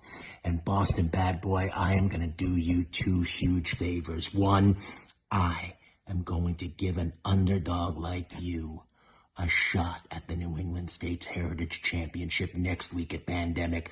So one day you can bounce your Boston bastard bad boy grandchild on your knee and tell them about the day you looked eye into the eye with greatness. And here's your second favor. I'm going to give you 5 seconds when you enter the ring. 5 to get down on your knees and tap the mat and end it before I really hurt you. 5 seconds. That's your safe space. Practice some self-care. I hear it all the time. This is your self-care, Boston bad boy. Tap that mat. You're welcome. I'll see you at Pandemic.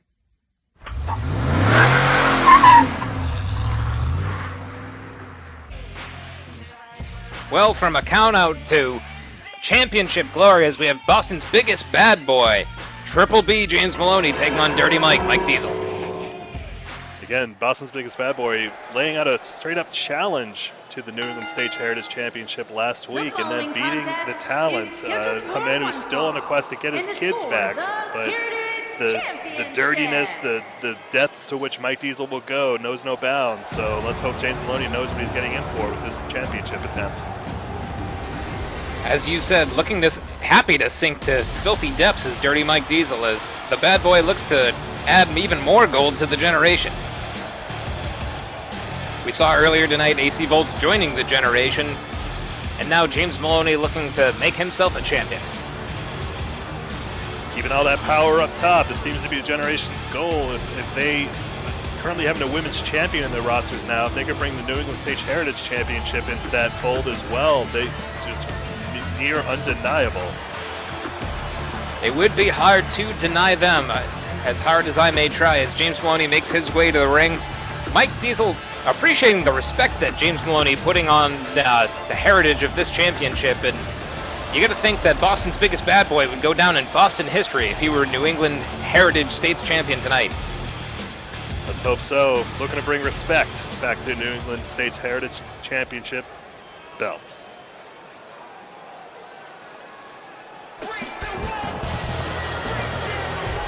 And here he comes, folks, the depraved, dirty champion, Mike Diesel. Mike Diesel. I mean, we here in the booth, Mike, you would say that we don't have the highest opinion of Tommy Jr. and forgive me if I speak for you, but I don't think that there's any love lost between us and Mike Diesel either. Not at all. I've been absolutely appalled by this man's behavior. He's not only taken the children of the talent, but he hasn't washed that glove. He hasn't washed that duster. This man is disgusting. Just the bags around his eyes are just full-on evolved to what appears to be face paint of some kind. This just a man who exists on a diet of hate and schemes. Ugh. No doctor, no dietitian would recommend that type of diet, folks, but he seems to feed off of it quite literally, as it's brought him championship gold. Certainly has, and you can't deny his dedication to preserving the legacy of the New England States Heritage Championship, as he holds on to this belt through any means possible. He's turned away such impressive contenders as the Magnifique Nordique, the greatest wrestler, Ben Moser. Now he's looking to add the name of Boston's biggest bad boy, James Maloney, to that impressive resume. There it is, Come on, folks. Brett. Can Brett and Karen do their jobs? Okay. Oh, close enough. The challenger from The Boston, champion on. Massachusetts, weighing in at 322 Come pounds, on, Karen. a big bad boy. I mean, he is. He certainly is, Karen. A for effort. A indeed. Introducing the champion from Pawtucket, Rhode Island, weighing in at 233 pounds, he is the Heritage Champion, the King of Old School, Mike Dirty. That's what he is, Mike Dirty, the King of Old School, the New England States Heritage Champion. Karen doing a great job there. Is now Wilfred Willard doing his job by showing that these are indeed belts. The side plates reflecting James Maloney's image. Is that the future? Is it divination that James Maloney is going to be champion tonight? Well, let's see as they kick it off here to the New England States Heritage Championship on the line. Oh, exchanging right hands right in the center. Back heel kick from Dirty Mike. Follows it up with a flying crossbody. Again, Dirty Mike Diesel, just deceptively large. Pretty much the same height as James Maloney and having a severe weight disadvantage, but you can't discount the strength. But we're hearing war drums. What is this? Well, Mike Diesel is down in the middle of the ring. Boston's biggest bad boy is distracted here. Oh my God, that's Tom Brady! Tom Brady hitting James Maloney with the betrayal! TB12 putting James Maloney down! Oh my God, folks, we have to cut away for some technical issues here. What is happening as pandemonium's going on in the ring? What the? And that's it! James Maloney he's out for the cat. Tom Brady! I think Wilfred threw out the match. That's a successful defense for Mike. What is he doing here? What is Tom Brady doing here? Tom Brady betraying New England and now betraying Boston's biggest bad boy, and Mike Diesel's not done yet. Willard sent scurrying. Ow! No! Shots from a steel chair to James Maloney as Tom Brady.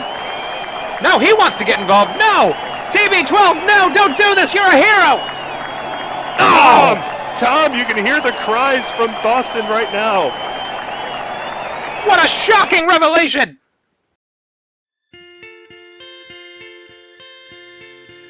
I'm Professor Radisson. This is Sandwiches 150. I would like to bypass senseless debate altogether and jump to the conclusion meatball subs are bad. All I require from you is to fill in the paper I've just given you with 3 little words. Meatball sub is dead. Mr. Wheaton, is something wrong? I can't do what you want. I enjoy meatball subs. If you cannot bring yourself to admit the meatball sub is dead, you'll have to defend the antithesis.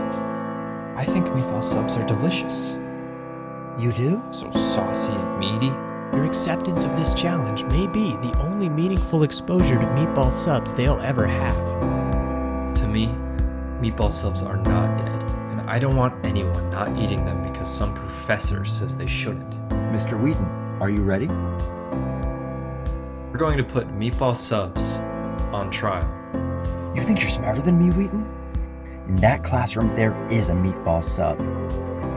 It's me. This experiment is over. You have to decide me or meatball sub.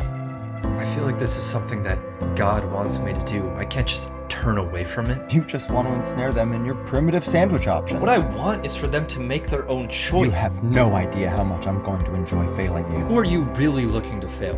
Me? Or meatball subs? Meatball subs, they're alive, they're not dead. You can buy them at pizza stores or sandwich shops. You sprinkle Parmesan cheese on the meatballs to make them tastier. Why do you hate them? Why do you hate meatball subs?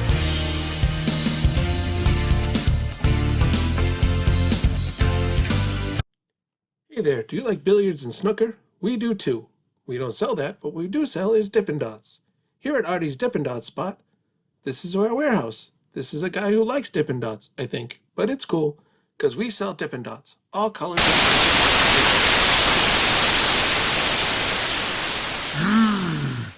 Dippin' Dots. Doesn't it feel great to be controlled? Even during a worldwide pandemic, everyone still got Stockholm Syndrome to daddy capitalism. Look at you, trying to buy things like it's something you actually want. Don't you really want to be free? Do you know what you don't have to buy? Do you know what's always free? Chaos. And when you try to control chaos, fun things start to happen. Bad things start to happen. Scary things start to happen. So until you start thinking for yourself and give up the routine of falling in line, you're gonna keep eating Dippin' Dots under someone else's control. For me, I'm gonna have fun. I'm gonna stay out of control. Want chocolate? Okay. You want other flavors? Also okay. Here's where we keep the dots. You want real ice creams? Go fucks yourself. We're Artie's Dippin' Dot spot, right next to the Clone Zone in the Bumble and Strip Mall. Come to Artie's Dippin' Dot spot if you like Dippin' Dots and only that.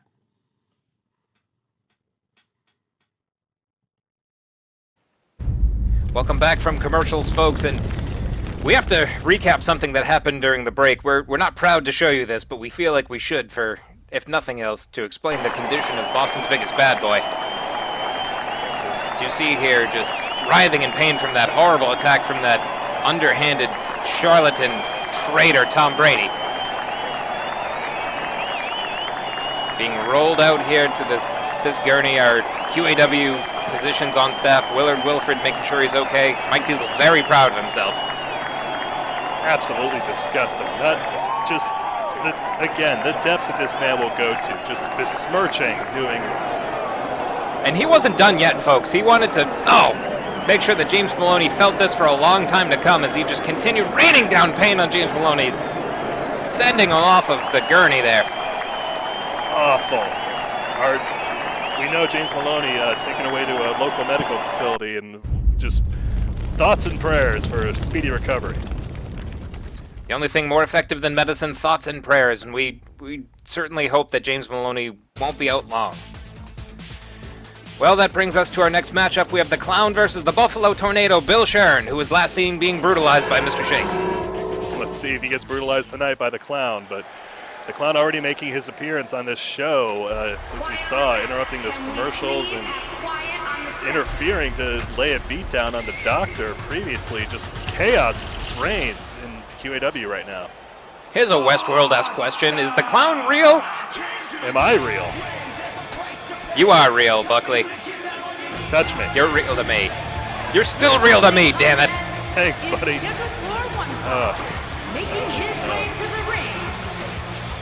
Wait, the Doctor! He's making a house call on the Clown! Oh, no! Down goes the Clown!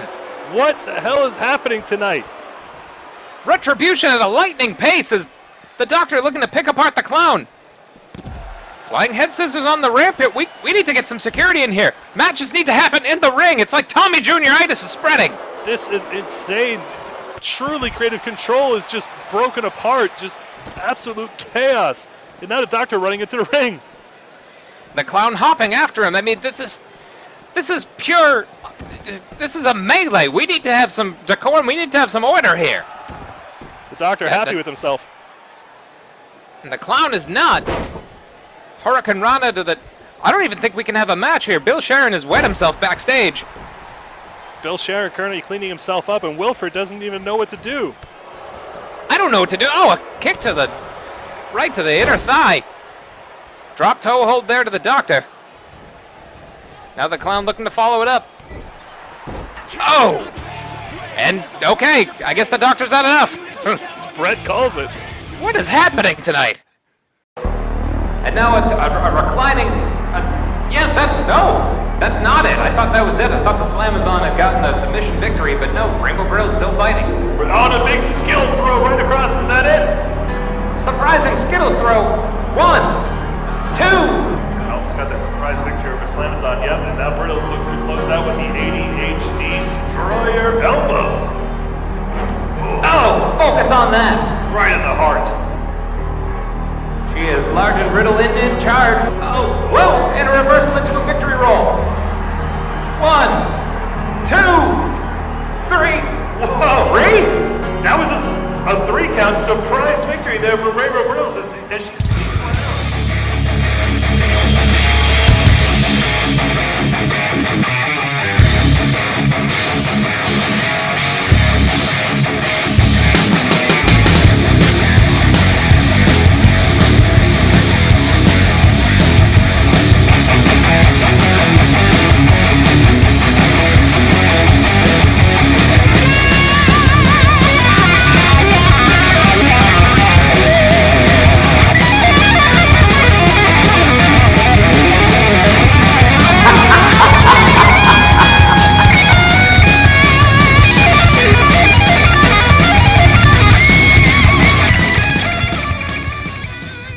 Rainbow Brittles.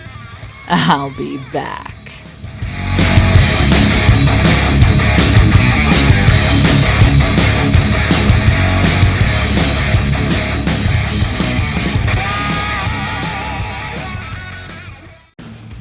Moving quickly on here from all of this rampant chaos, we have the Slamazon squaring off with Zesty Esty, the Slamazon who was upset last week by Rainbow Brittles. Still looking to make an impact here, trying to show that indeed was an upset as she straight up challenged the former women's champion Zesty Esty, looking to perhaps cement herself as the new strong woman of the division. The new strong woman, and no stronger statement could be made than by pinning a former champion. It's what the Reverend used to make his reputation in the Wellington Classic, but again, him upset by Steve Delfino earlier. Is the Slamazon going to be upset by Zesty Esty?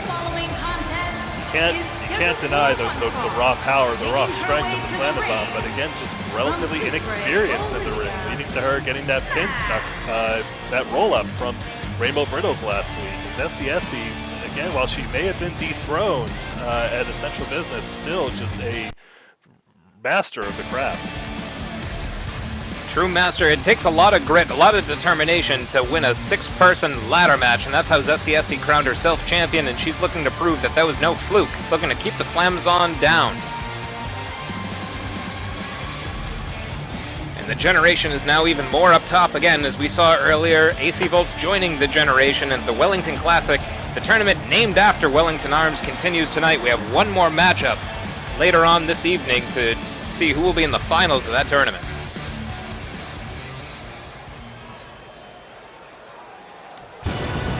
Making her spicy entrance, it's the former QAW Women's Champion, Zesty Esty. It's odd seeing Zesty Esty without that belt around her waist, but looking to climb her way back up to the top now, and getting a victory over the new monster of the division, the Slamazon, would certainly propel her in the right direction. Absolutely. One of the best ways to cope with stress is exercise, meditation, or brutalizing somebody in a squared circle. I do all three every morning. You own your own ring, Buckley.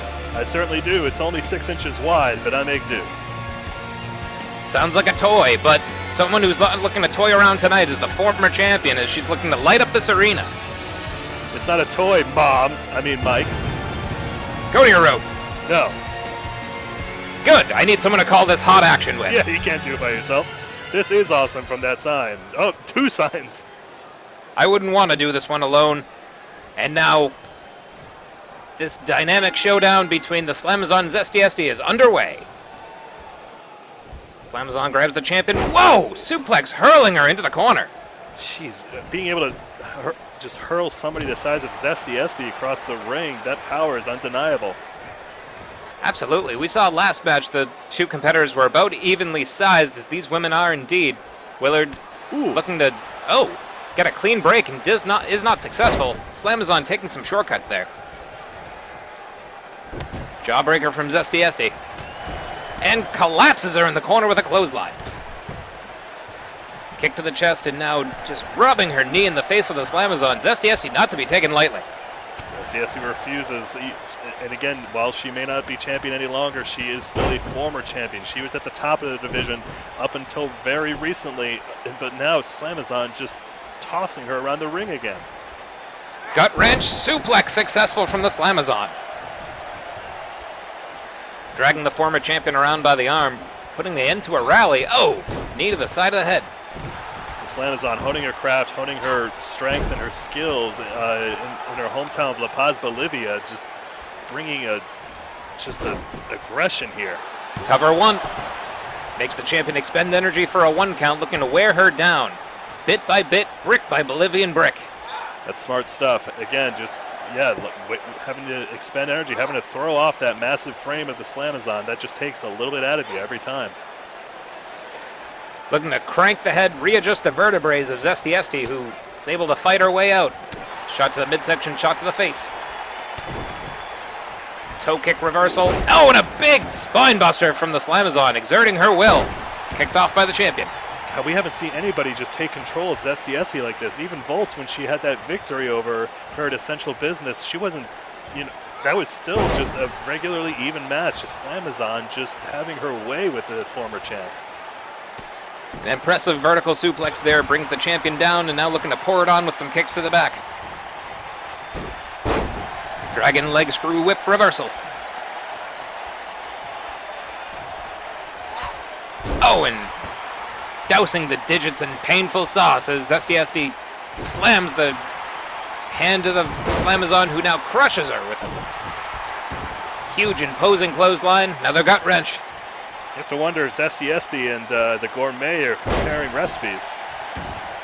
In their kitchen of pain, men show up hungry and do not leave untested. Now a Magna Claw applied there to the clavicle, to the shoulder bone there of Zesty Esty, just wearing her down. When you're here, you're dead. Well said.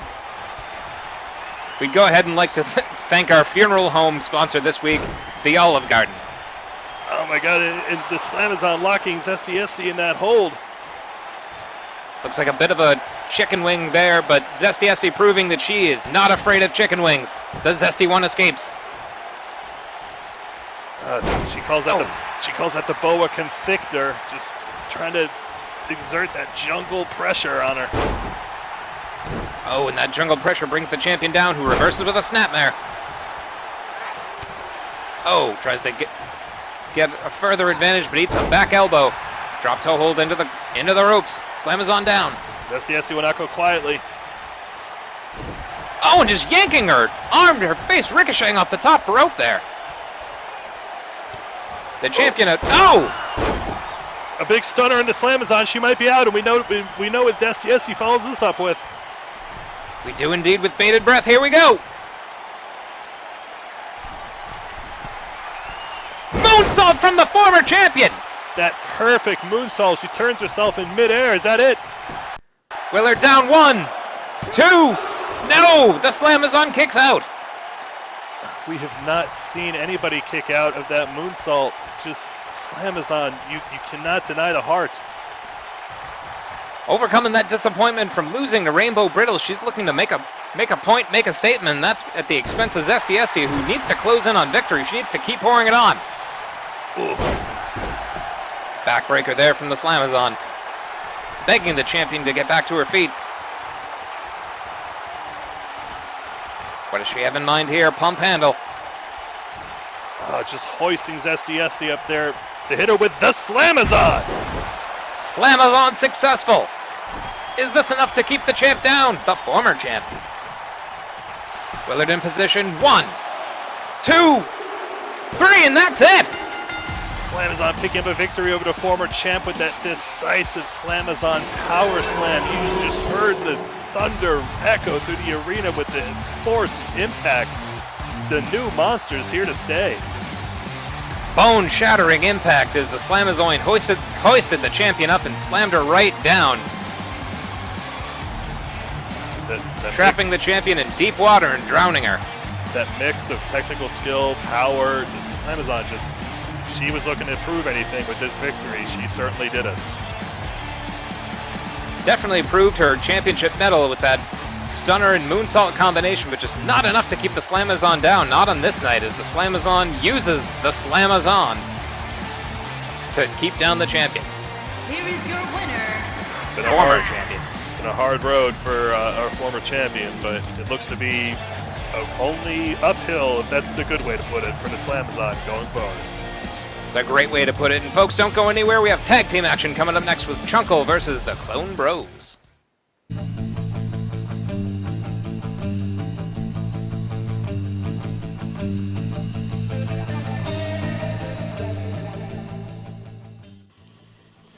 Hey, Artie. Hey, Velty. What you doing? Just eating chicken fingers, bulking up for the big day. You mean? Yeah, I guess. You ready for us to introduce ourselves to the QAW? I don't know. Might be too soon. What do you mean too soon? Well, we just took up this wrestling thing, and I'm not, brother. The warehouse, and I gotta finish my chicken fingers, and it's the other teams in the division, Felty. Oh, them. Yeah, I don't know if they're ready for us, but it's cool. Yeah, I forgot about that fact too. But it's cool. They're gonna want buff, muscular guys, and we just don't say it. We're bigger guys, Felty. I don't think this. Come on, you know what we always say, Artie. If you want a normal tag team with muscular guys, you can. Can we say it? Yeah, it's QAW, Artie. You see the craziest shit. Did you see that one guy? What happened to that one guy's arm? Holy Felty! Felty, yeah, you're right. Just a fan is all. We gonna tell them? Yeah, Artie, let's start from the top. If you want a normals tag team with muscular guys, you can go fuck yourselves. We're the Clone Bros from Bumble and Strip Mall. Destruction. That's all we do.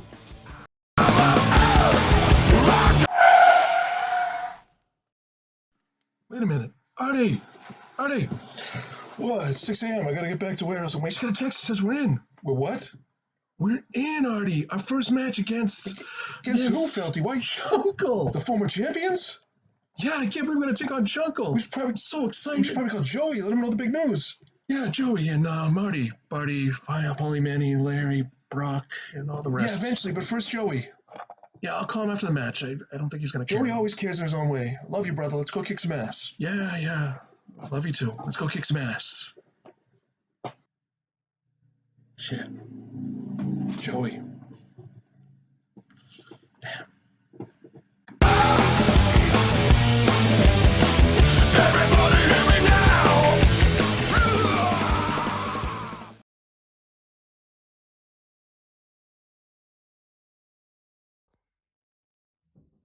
Loss makes you doubt yourself, makes you doubt your program, makes you doubt your plan, makes you doubt your partner. Oh, man, I'm just kidding. Hell, I don't believe shit like that. Look, did Iron Pete and I get our ass kicked? Absolutely. But I'll tell you what, Clone Brothers, I don't know if you're two guys pretending to be one dude, or one dude split in half, or two dudes who came out of their mama at the same time looking exactly the same, or maybe your mama was a test tube. It don't matter. What does matter is that you are where Iron Pete and I start our redemption. You are gonna know what that feels like, and what it feels like is a boot to the face. So get ready, because we're coming to whoop your ass.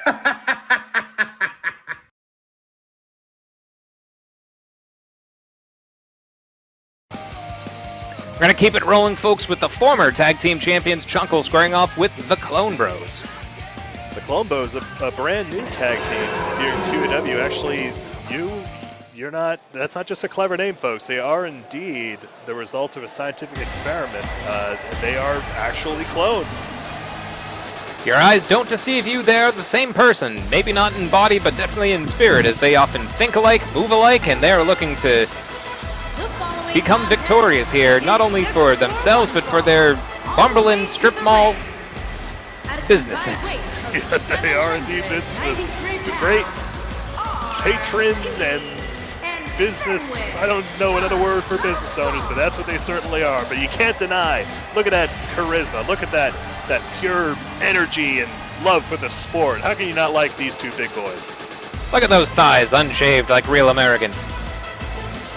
There's one thing I love more than not shaved legs, it's Dippin' Dots, folks. Dippin' Dots, which you can buy at the Bumberland Strip Mall and through every kiosk here in the QAW arena. Go ahead and keep yourselves well nourished with some Dippin' Dots. Let's see if the Clone Bros can pick up a win in their QAW tonight. Just a night full of debuts, Mike. I can't be more excited for all the fresh blood we got here. Ooh, like a vampire. You just can't wait for the plasma to start flowing, huh? Ah, man, I love that blood. Just give me a sleeping dude. Put that on a t-shirt. Yep. Two men who certainly aren't sleeping dudes. It's CHUNCLE. CHUNCLE, the first time we've seen them since losing just a lot of title changes at Essential Business, but we haven't seen them since. But they're looking to again just prove that they might be down, but they're not out. Big Daddy had a lot of words to say about the Clone Bros before this matchup tonight, but words of encouragement. CHUNCLE just craves competition. They are addicted to the adrenaline from competition. This might be a time for them to thrive. They aren't exactly big fans of having to sit in their laurels, and when you give them something to prove, they just will come out of their hidey holes and prove it. Two strong men with two strong hidey holes. It's Iron Pete and Big Daddy. And this is just a hoss match. Look at the size of all these dudes. You can't deny the strength of Artie and Felty, the Clone Bros, but Iron Pete just maybe pound for pound the strongest person on the roster. Just two dense, immense men make up the Clone Bros. Iron Pete with that strong, sinewy strength, and Big Daddy bringing plenty of size himself as CHUNCLE off to a strong start. Ooh, just wiping the sweat from his brow, digging an elbow into the chest there is Big Daddy, making it look good. Not to be outdone, snap suplex from Clone A. I believe that's Artie right there. Artie in the rainbow trunks and Felty in the green trunks. A for Artie. He is working over Big Daddy there. You got to think that both their stock here in QAW as well as Felty's Felt Shop and the Dippin' Dots business is going to be booming if these men are successful. I know, I only like to get my Dippin' Dots from winners. And from strip malls. Oh, down goes Willard! Willard just taking that elbow to the face from Big Daddy. My God, Willard's taking a beating tonight. Ethan, wherever you are, you might want to stay gone. Referees are not safe in QAW. That's what they signed up for. Again, once you sign that contract, there's nothing we can do. Felty trying to bury a forearm into Big Daddy, but successful with a front hip toss. Felty seeming to have a bit more, sort of the more Flair-esque of the two, preferring those high-flying moves. Oh, look at this. What do these two have in mind? A battering ram brings down Big Daddy. Showing that tag team brother synergy. But showing good tag team fundamentals. Big Daddy out immediately. Whoa! Ooh. Iron Pete hurled by Artie. She's tossing around Iron Pete. What a statement. Anyone who thought that these two thick gentlemen were going to be a couple tomato cans are very wrong. Iron Pete, release suplex to Artie. She's doing that on Artie. Artie's might be upwards of 400 pounds. Just how strong is Iron Pete? 4, 5, 6, 700. Those are numbers. Here comes Felty. They certainly are, and they're all heavy. Felty with a cover. 1. Not even. Iron Pete out before the count of 1. They're hungry. CHUNCLE's been out of the game for a little bit. They're looking to get that momentum back. Indeed. It's going to be the Uranus boys and All Access for the time being, but CHUNCLE looking to assert themselves. Oh! A high five crush there, and very, very proud of themselves. CHUNCLE on a roll. CHUNCLE's back, folks. Bringing the good times and also bringing the painful times as Felty whipped head first into the buckle. Missed drop kick from Big Daddy. And a dragon screw leg whip there. Yep, the more fun of the two. You get Felty there with his tassels getting brutalized by Big Daddy, who sends him straight down. Yeah, Big Daddy just never shying away from competition, jumping into a couple singles action matches before that essential business, and as he tags in Iron Pete. Iron Pete comes on in, capitalizing on the strong work that Big Daddy's been doing. Brings Felty straight down, just grabs him by the cranium and introduces him face first to the mat. Well, who knows how long they've been out of those test tubes. Felty might not really have his full balance just yet. Well, they don't appear to be sweating profusely or having any flesh sloughing off, so they look like sturdy clones. You know how to... Oh, the 9 to 5 on a Felty. 9 to 5 on that pool table of a man. But backdrop there to Iron Pete. So you know a lot about clones, do you, Mike? I've dabbled. You've dabbled, eh? Oh! And a front Uranagi there from Iron Pete, catching Felty. Impressive strength. Again, lifting him up. Jeez. Sends him into the corner there. Iron Pete tags in Big Daddy. What do they have in mind? Oh, we've seen this before. It's been a little while, but we've seen it. Hitting him with the double tap. The double tap. Remember to stretch and get good cardio, but that's not enough to keep Felty down as Artie breaks it up. And again. Big Daddy going for that signature second pin attempt, but not working out. 2 taps, not enough to bring CHUNCLE to victory as Big Daddy is apoplectic. Willard trying to regain control here at the expense of his own body. CHUNCLE's purveyors of the rules. 2 men steeped in tradition and head-to-head competition have to be a little bit frustrated by Willard's lack of ability to keep this one smooth as a bookend there from Felty. Picks up Big Daddy. Classic bookend. Slams him off the corner and just heaves him in the middle. That ring. Irish whip into the corner. What are the... No! The Clone Bros shut down again. But you have to imagine these two teams do respect each other. Both Artie and Felty just love to have fun, and CHUNCLE, again, traditionalists, just respecters of the great craft of pro wrestling. That they are, and looks like another double tap. It's 4 taps, folks. Do the math. That could add up to wins. Oh, Artie at the last possible second, getting it in. Wow. Breaking up that pin. Oh, Willard down again! Felty just dropkicked Willard right in the knees. Welcome to QAW Clone Bros, as it seems to be a rite of passage to bring down an official. Willard, I'm not sure we've seen Ethan take this many hits. Saito suplex there from Iron Pete, who certainly has taken a few of his own in this match. Oh, and a knee there, now just cranking on the chin and the neck of Iron Pete. Clone Bros looking to maybe take control of this match again. Looking to reassert their dominance as Felty gets sent in. Is this going to be a third double tap? That's 6 taps. Third double tap. And they nail it. Felty's down.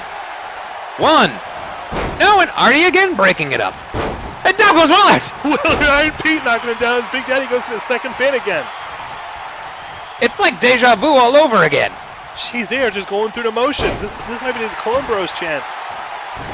The Clone Bros have to be no strangers to repetition as they see each other's faces in the mirrors every morning, but they gotta be a little bit more than disruptive here. They gotta be...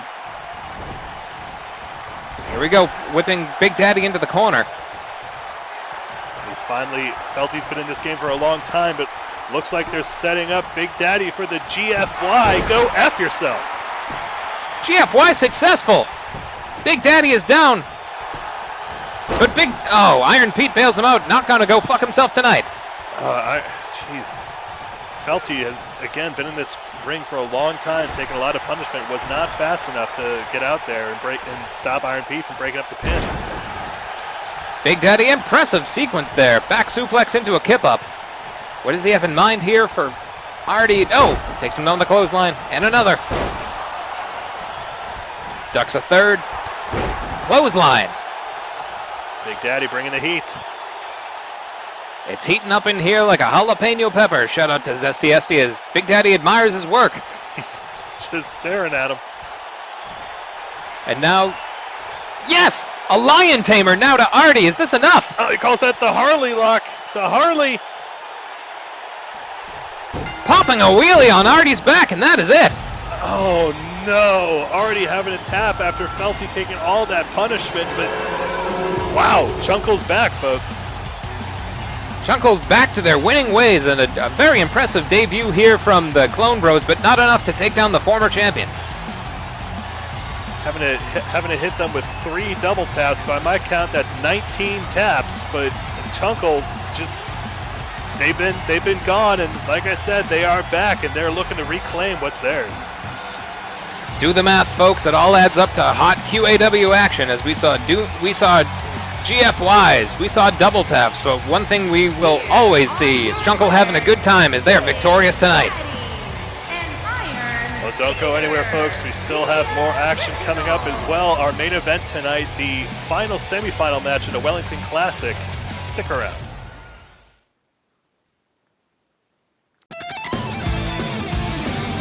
It's time for me, the greatest guy at wrestling in the history of our great sport, to finally have a one-on-one, uninterrupted by a Canadian, New England States Heritage title match. No? That's it? Okay, who do I have? Deadly Fred. Deadly Fred. Is that the sick guy? Deadly Fred. Thursday on Pandemic. How sick do you think he is? Like, scale of 1 to 10. You know what? Boston's biggest bad boy. Oh, he got the New England States Heritage. Good for him. Good for him. Good guy. Yeah, New England sucks, but he's great. Yeah, that'll be really fun to watch. Deadly Fred. This Thursday on... What can you tell me about the safety precautions we have in place? Deadly Fred. When we get in the ring together, what about the doctor? You know what? Hey, the doctor. We've got unfinished business with each other. No, he's already got a match too. Deadly Fred.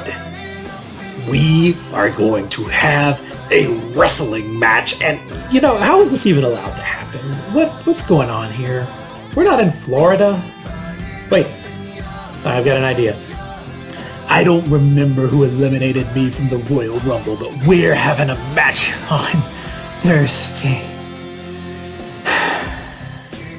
Okay, sick guy, it looks like it's just you and me.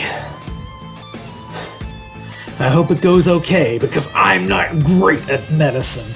I'm great at wrestling!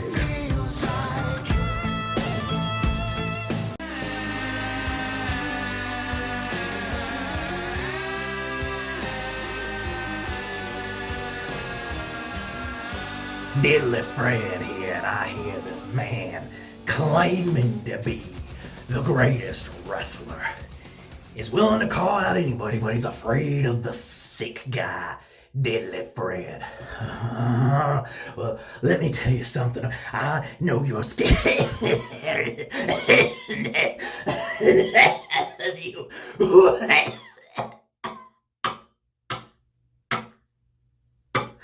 And then I want to do a 450 reverse Dragon Kinrana to the outside of a sprint. And you're going to get it. Don't you dare respond to me with what? I didn't hear you because I said it loud and clear. Deadly Fred, he's coming for you, greatest wrestler. It's on. Sick man, sick man, sick man, sick man.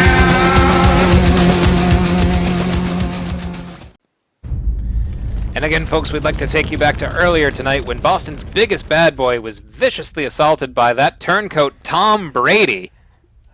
Tom Brady making an appearance in that match to help Mike Diesel just meet the senseless senses out of James Maloney with those chairs.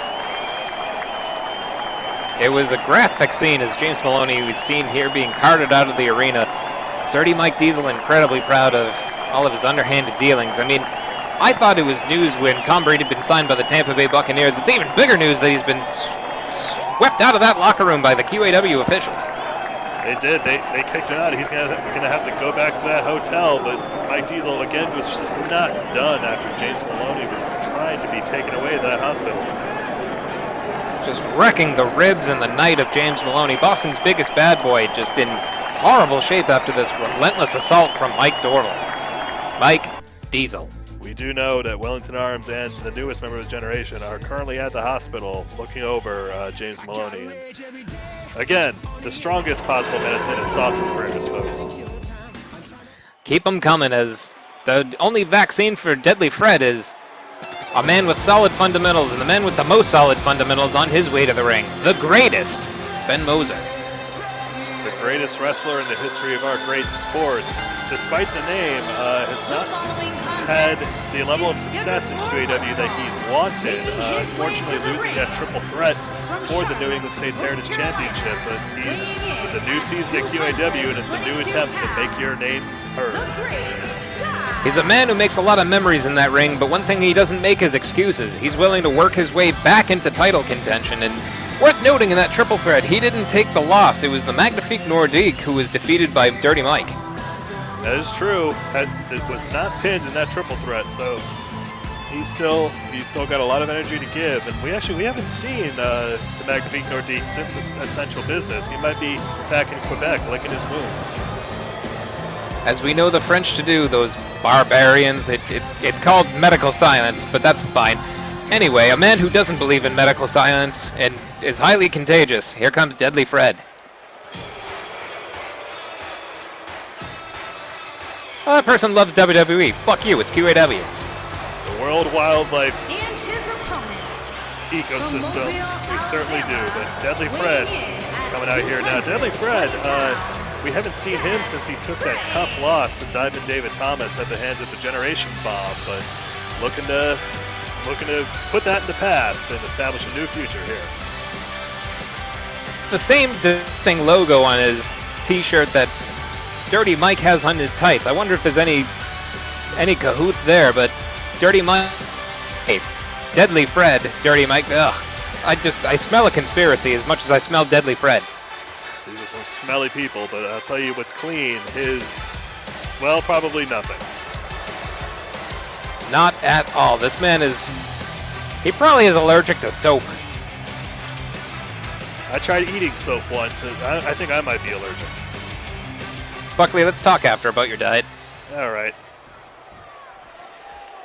Now the greatest wrestlers squaring off against the deadliest wrestler. Willard recovered, and here we go. Luckily, Willard does not have glass bones, so he's able to take those hits, but let's see if these two can put on a bit of a technical showcase, as they are wont to do. Deadly Fred looking to tickle the greatest not having it, putting him in a headlock there, and burying a knee in his back. He's not here to play around. Strong European uppercut from the greatest. And a cravat suplex, impressive fundamentals. The move list of the greatest wrestler just knows no end, as he truly is a master of this sport. Sends the deadly one, shaying off the corner, but then gets taken down. Single arm ringer, reverse atomic drop. Right in the sack. Right in the grundle bundle. Oh, and a big European uppercut there from Deadly Fred, showing that he's got some strikes as well. Head and, grounding the face of the greatest in the mat. Taking a little bit slow up here. These two this is their first time facing off in the ring, so they might be just trying to feel each other out here. Get a sense for what their opponent's like. Here's what the greatest is like. He just swept out the leg of the deadly one with a clothesline to the back of the leg. Pressuring Deadly Fred and a kick just to the backside. The greatest not looking to make any friends. No respect given, but he's setting up Deadly Fred for something here. And a Romero special stretching out Deadly Fred. Again, showing off that impressive repertoire and expands it into a Dragon Sleeper. Is this it for Deadly Fred? Oh, look at his spine just bent. I don't think I've bent that way ever. Oh, and I thought that was it, but Deadly Fred punching his way out. I think Wilfred was just a little scared there. Impressive resilience there from Deadly Fred, who's still in this one.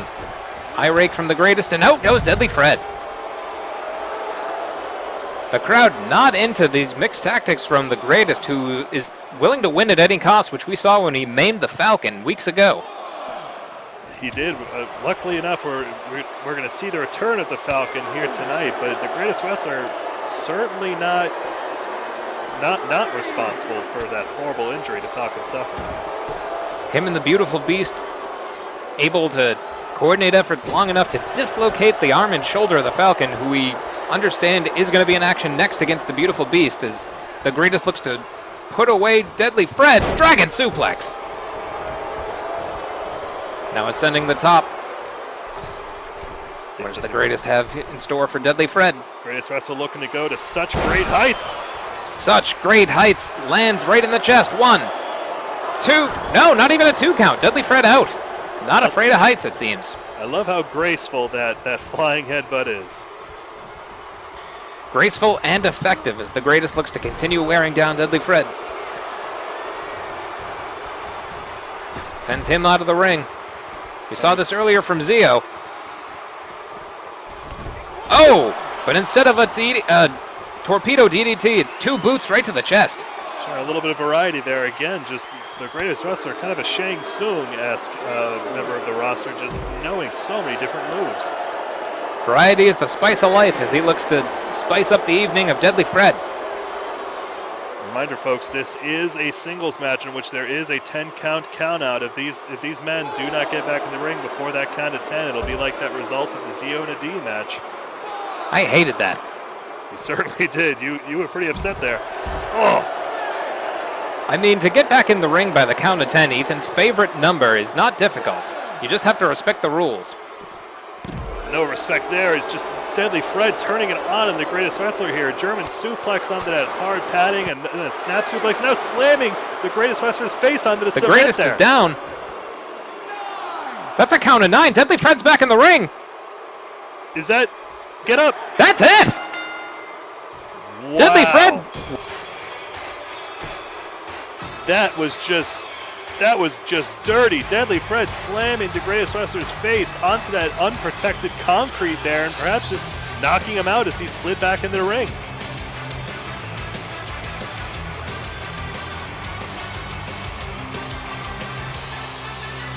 I think we may have lost Mike Mann there. He stepped out. He was just so frustrated by the ending of that match. Just emotions running high tonight. Deadly Fred picking up his first victory here in QAW. And yes, Mike, it's okay. We have show left. We certainly do have show left, folks. Don't go anywhere, as next up we see the return of the Falcon as he takes on the beautiful beast.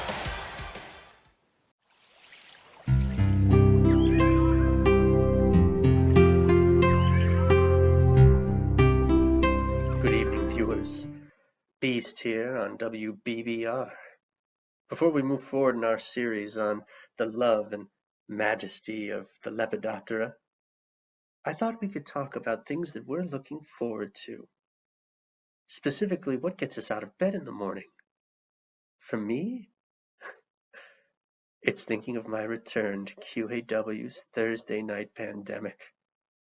My primal urges have been bubbling up inside me. I've thought very much about what I'd like to do when I get back to the ring, who I'd like to see.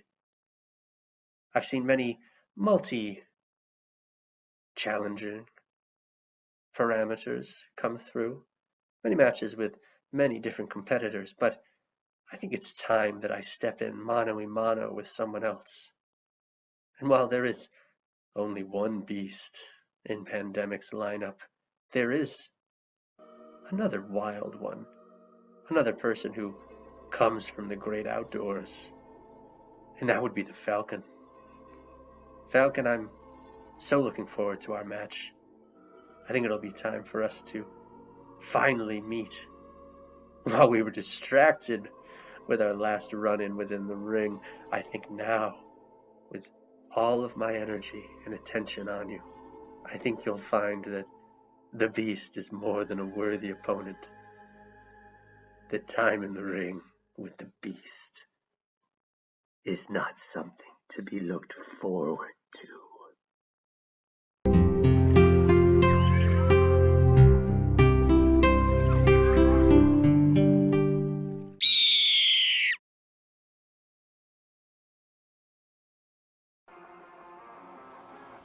Hello there, beautiful beast. Falcon here. Recovering from what you and the greatest wrestler done did to me, but I promise you I'm gonna be 100% for this match we got coming up. How is that possible, you may ask? Well, I could tell you, but I think I'll just show you.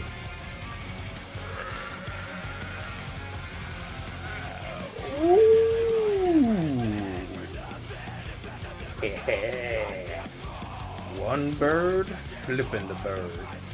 See you in the ring, baby.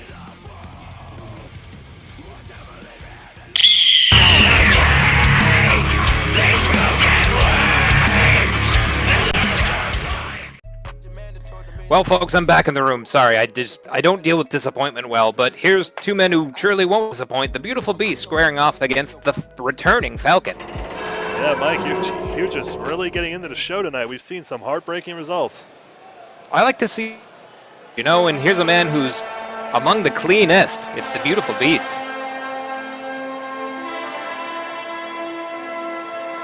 Oh my God, and he has a torch! Jeez. We're seeing a little bit of a different side of Beautiful Beast here. Just a bit of a showman, really putting the beautiful in the name. And we haven't seen him in the ring, I believe, since he lost that triple threat to Big Daddy so many weeks ago. Some competitors would hit the gym or look at some tape to make themselves a little bit more airtight in the ring. This man has gone ahead and made himself even harder to take your eyes off of, as he's somehow gotten more beautiful. It's all part of the strategy, I believe. Just distract him with that beauty before, and again, the beautiful Beast, one of the strongest members of our roster. You cannot deny his power, so a bit of an interesting strategy on his part. Well, you may not be able to deny the power of the beautiful Beast. You can't deny the power of... Whoa! Whoa! Breathing fire, that is impressive. King Kong. Eat your heart out. We have the beautiful Beast.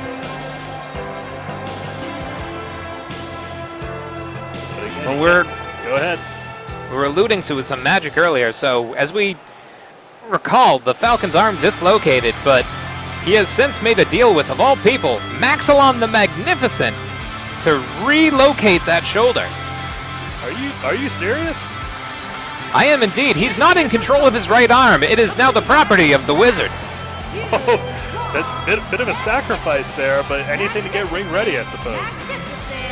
His recovery wasn't going fast enough, so he got in contact with Maxilon and made... Well, you can't deny that the Falcon has been sorely missed here in QAW. The fans happy to have him back, and let's see if he can get a little bit of revenge there in the beautiful Beast for causing that injury in the first place. Revenge indeed, and yep,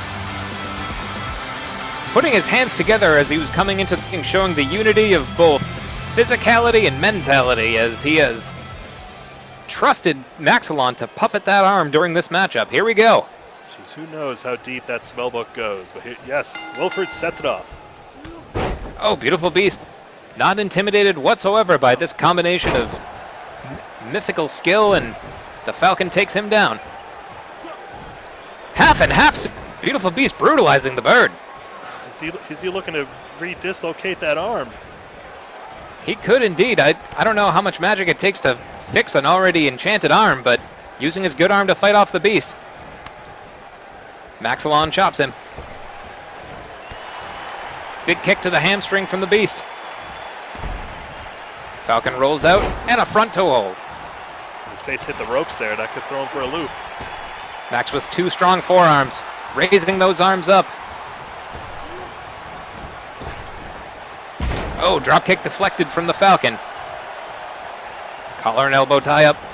Falcon shakes him off, and a huge clothesline. Maxilon with a into the beast. Throwing the beast out of the ring, and again, this is just the Falcon able to crank it up to 11 whenever he chooses. He's, like I said, I've missed seeing him in the ring, and one of our more dynamic performers here in QAW, and looking to make that known. Indeed he is, and we saw earlier Squirrels piloting a mech suit, and now we have a wizard piloting a Falcon man. Against the most beautiful of beasts, folks, it's QAW. Oh! They're exchanged by both competitors across the chest, the beautiful chest being blistered by the Falcon. Maxilon showing other people, look how good of a wizard I am! He's so proud of himself. And now the Falcon taking to the apron here. What does he have in mind? Oh, dropping the beast head first on the hardest part of the ring, the edge of the apron. Oh, that diamond-encrusted ring just looking to dismember the beautiful face of the beautiful beast. Who's able to reverse beautiful reverse DDT, and God, if we see another count out, I will go down there and wrestle myself. Mike's already standing up. Mike, please stay with me. I'll do it. I know how to do a squat. You certainly do. Stop doing squats. Never. Great sequence there from the Falcon. Strong glutes, strong thighs there from the Falcon, which you get from squatting as the beautiful beast punches him in the stomach and clobbers him with a lariat. That was all force there. There was no technique. Just these men looking to just settle the score once and for all. Pure primal power as he looks to pop the left arm of the Falcon out. What is he doing? One. No, and just a one count. That is grim, folks. To try to maim a man a second time is, Maxilon elbow. I mean, you can't deny how smart the strategy is, though. Ooh. Clothesline from the beast. Now the Falcon working in concert with that puppetry from Maxilon back to his feet. Oh, and a right hand there puppeted by Maxilon. Falcon sends him into the corner. Big chop. Follows it up. Drop kick successful. This is that speed I was talking about, folks. When the Falcon wants to, he's swooping in for the kill. Caw. Oh, big back elbow there from the beast. And misses a forearm there. That's what happens when you're not enchanted. Enchantments be damned. Northern Light suplex from the beautiful beast. And enchantment giving +3 to all of the Falcon's stats right now. And we're seeing that come into play with an uppercut from that arm. Uppercut from that magical arm. Oh! Detonation kick right to the side of the face of the beautiful beast. Going right for the face. That's been what he's targeting the whole match. And now showing off. I don't know if Maxilon's ever played basketball, but he pretend. Oh, there we go. Big Pele kick there from the Falcon. He could be softening the beautiful beast up for the finish here. Now he's feasting on the flesh of the beautiful beast. Oh, trying to stain that beautiful white coat red. And the beast with a big Michinoku driver. The power again of the beautiful beast just coming right back in there to stunt that momentum, and now he's looking to fly. These two men so evenly matched as now the beast behind the Falcon. Oh, and a drop kick to the back of the head. We haven't seen the beautiful beast fly that much, but it's effective when he does, as he's barely able to climb up here. That is 300 pounds of jungle fury looking to crash down on the Falcon. But no. Oh, just kicks him in the stomach instead. A bit of a change of heart there, maybe? Maybe. Oh, and a DDT from the Falcon. What was... And now the Falcon said it. Falcon might be looking to end this. Hesitate and be lost forever. Hitting him with the Talons of Terror. Talons of Terror immobilizing the Beast. Is this enough? 1, 2, 3. And that's it. This Jungle Clash is over. The Falcon victorious. The Falcon getting his arm back and getting his victory back over the beautiful Beast. Just what vicious stuff between these two competitors. The missing piece of the puzzle for the Falcon, he just needed a strong man in his corner, and Maxilon enchanting that arm all the way to the winner's circle. So we saw him just feasting on the flesh of the beautiful Beast there, and then the Talons of Terror bringing him to victory. And I think you were right. I think these two men starting to respect each other through violence. It seems that way. The beautiful Beast choosing not to jump off the ropes there and perhaps go a different route, and that costing him the win. Now the Beast back to his feet. The Falcon extending that enchanted arm, and oh, that's a magical contract, folks. These two men are bonded. They are bonded now. Look at it. I can feel the love. I can feel the magic. Fucking heart wipe.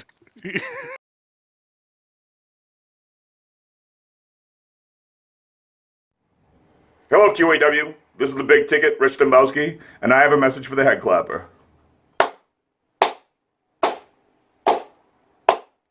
See, when I showed up here, I didn't think that there was one guy in that locker room that could handle my A game. There was one guy that could face me at my very best and keep coming forward. And you showed me a lot. Now, you killed the ride a little bit with the nut shot, but I get it. You show me a good loser, and I'll show you a loser. Now, speaking of, my opponent tonight in the Wellington Classic, Little Tommy Jr., look, I'm not mad at you. I don't even dislike you. People will say, hey, Tommy's an asshole. Yeah, Tommy's an asshole, but you know what? So am I. You know what? I just don't think you're on my level. I mean, Tommy, look at you. No, really, look at you. And then look at me. No, really, look at me. One of us looks like a future world champion. Let me tell you something. It ain't you. It's not your fault. It's really nothing you can do about it. It's just because I'm me, and you're just you.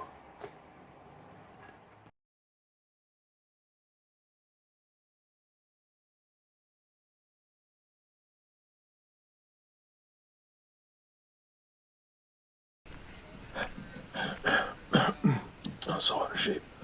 Tommy Jr. Looking for Tommy Jr. Tommy, wait, what? Where you going? Looking for Tommy Jr. Slow down. Have you seen Tommy Jr.? Yeah, you have? Where's your mask? No, don't. That's not cool. God damn it. Guess he's not in Georgia. God. Not in class. Guess he's not in this school. I don't know why I came in here. Oh, but he's not on the stage or in the audience. Where the hell is he? Is he at the mall? I don't think he's at the mall. Tommy Jr., where the hell are you? Tommy? Oh, this beach is nice. Oh, great, now my camera's wet. Screw this. I hope he makes it to the match. Damn it, Tommy.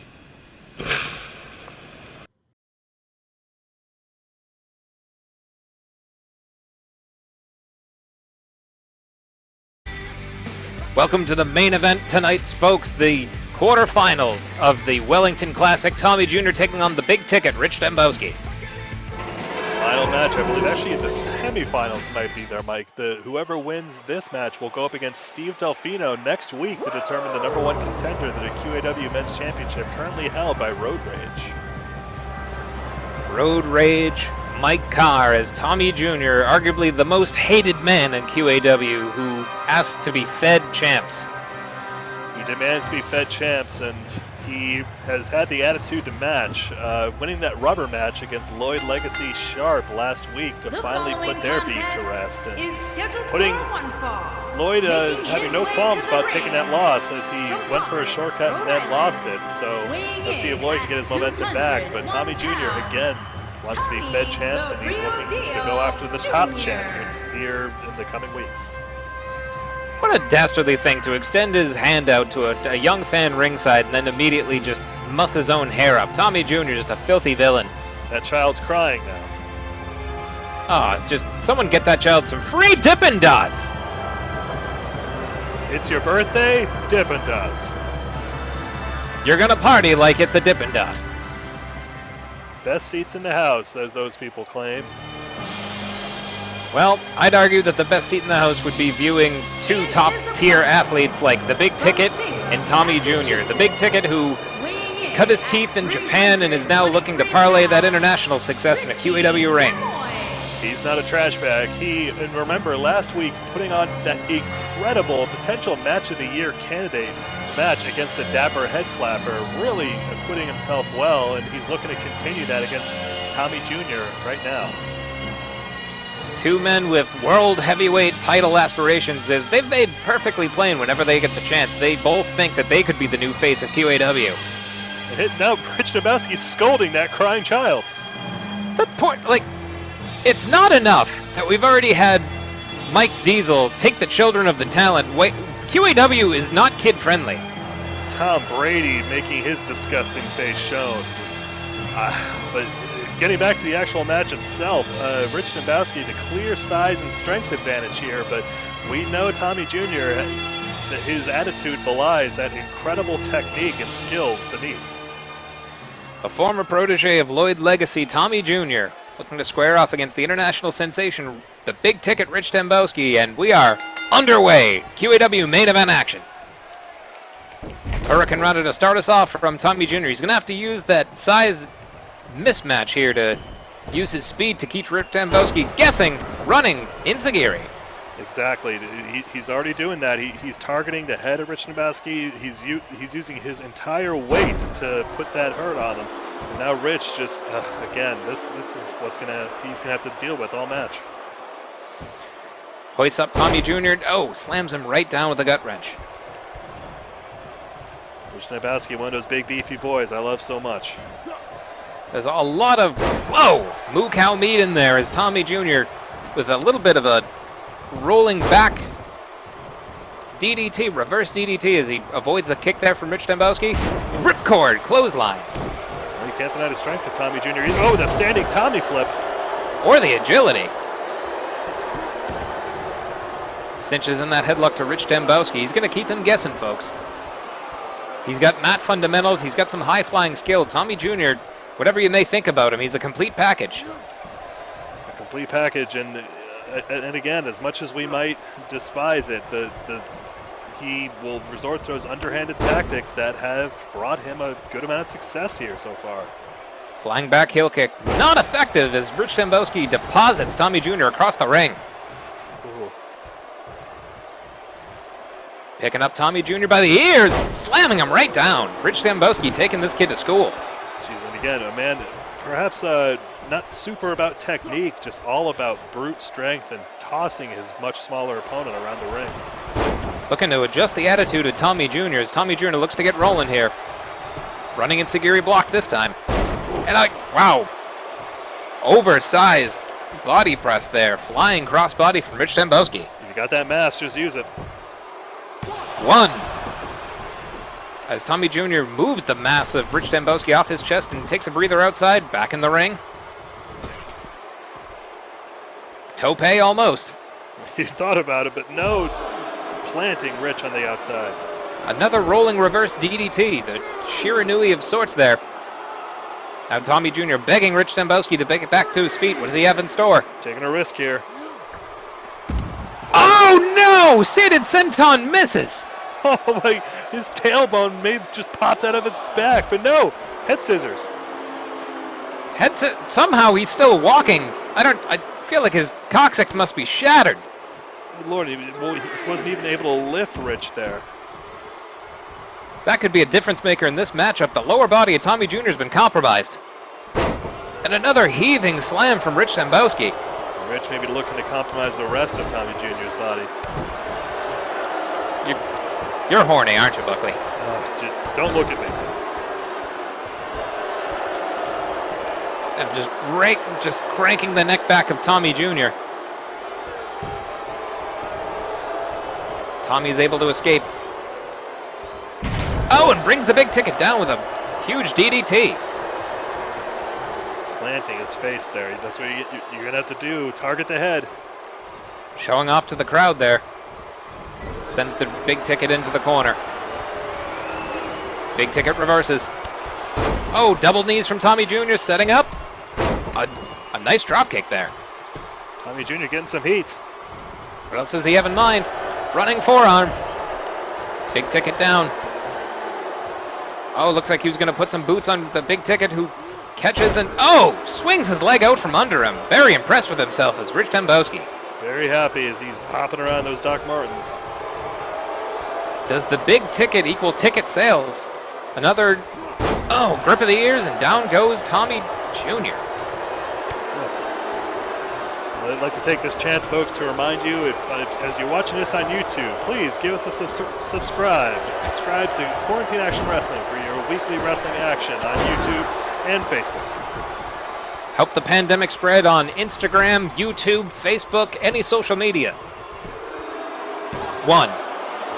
No! Out at 1 is Rich Dembowski, but again, Tommy Jr. is going to have to use those smarts to wear down the larger competitor, make him exert himself by getting out of pinfalls and so on. I think Tommy Jr. was missing that. This is an elbow drop. He might have been going for that Tommy flip up there, but then Rich started to get back to his feet. Called an audible in midair instead of a Tommy flip, a Tommy elbow as he deposits the big ticket on the mat. Hops to the outside and out of the top. We're going to see a Tommy flip. Yep, here it is. He's going for the Tommy flip. Oh! Oh! 2 knees to the sternum. Collapsing the diaphragm. Oh! And a huge lariat to follow. The lariat big in Japan.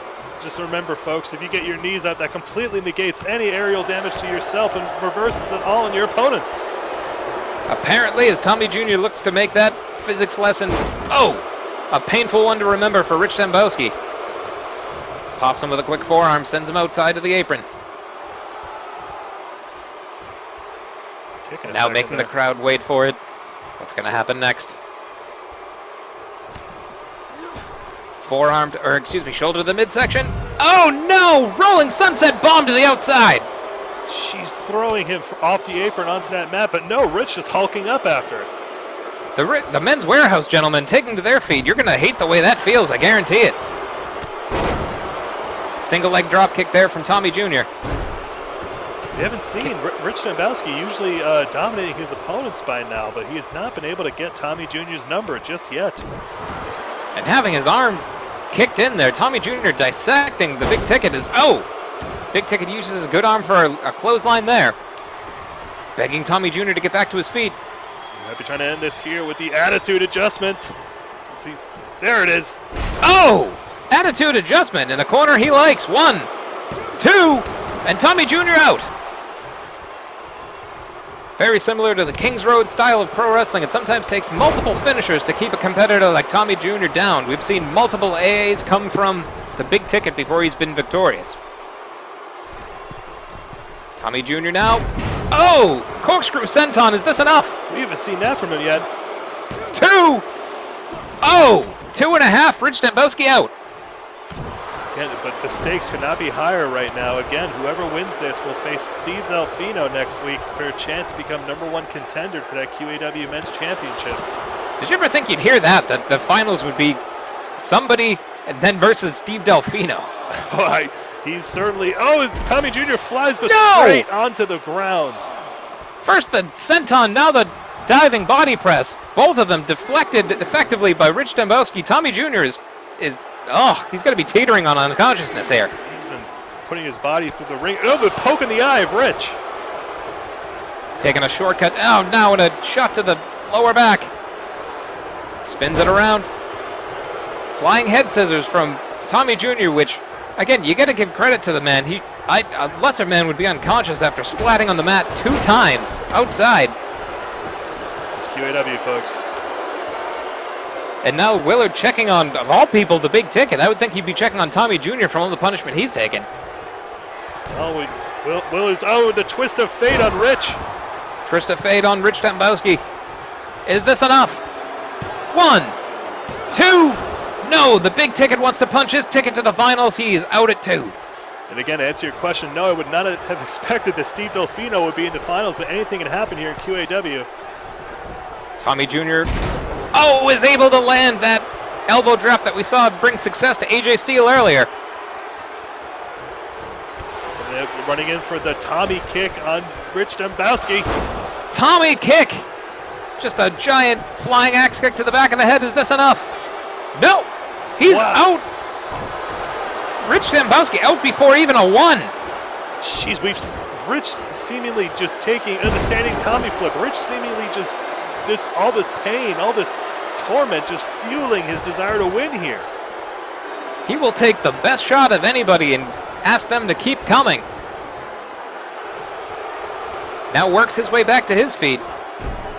Flying arm drag there from Tommy Jr., who's finally out of breath. But now, as I say that, taking to the top rope. He just needed a second to compose himself.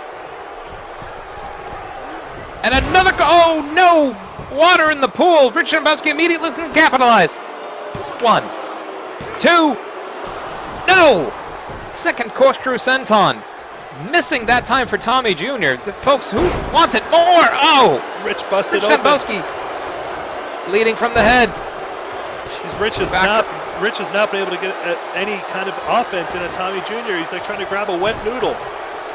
Visibly frustrated as he tries to slurp this noodle. Oh! Big headbutt to the pectoral region of Tommy Jr. Straight jacket, DDT! Very powerful straight jacket DDT there. This might be the sign of Rich Dembowski trying to make a comeback. No chance to defend himself, driving his head straight down. Is this enough? 1, 2, no! Tommy Jr. out again! Rich, the big ticket in disbelief. Very surprised. Jeez, the heart of Tommy Jr., the drive. The drive to square off with somebody the caliber of Mike Carr. Tommy Jr. pushes him off, but no, gets stun gunned across the top rope.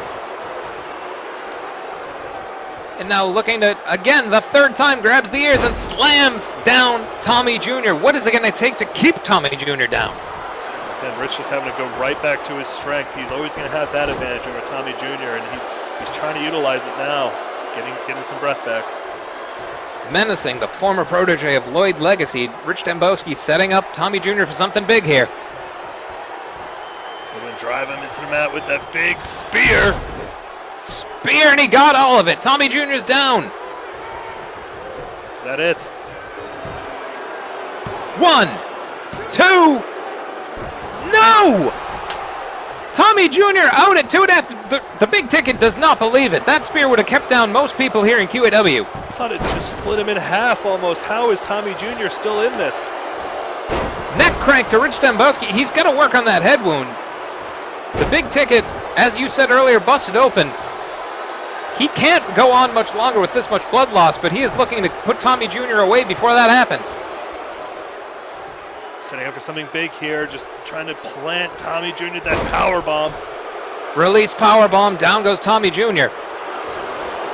He's going to follow it up with the Boston Crab, but he's too close to the ropes. Willard making him jump out of that there, and Rich again, he very vicious, very aggressive, but he respects the rules. Respect being earned here tonight in buckets. Buckets of blood from Rich Dembowski. Buckets of sweat and desire from Tommy Jr. as he sends the big ticket back in. A bandana not even doing anything to keep that blood in there, but Tommy Jr. beckoning Rich to his feet. What does Tommy Jr. have in store? Springboard, deflects that forearm, does Rich Dembowski, and Tommy Jr.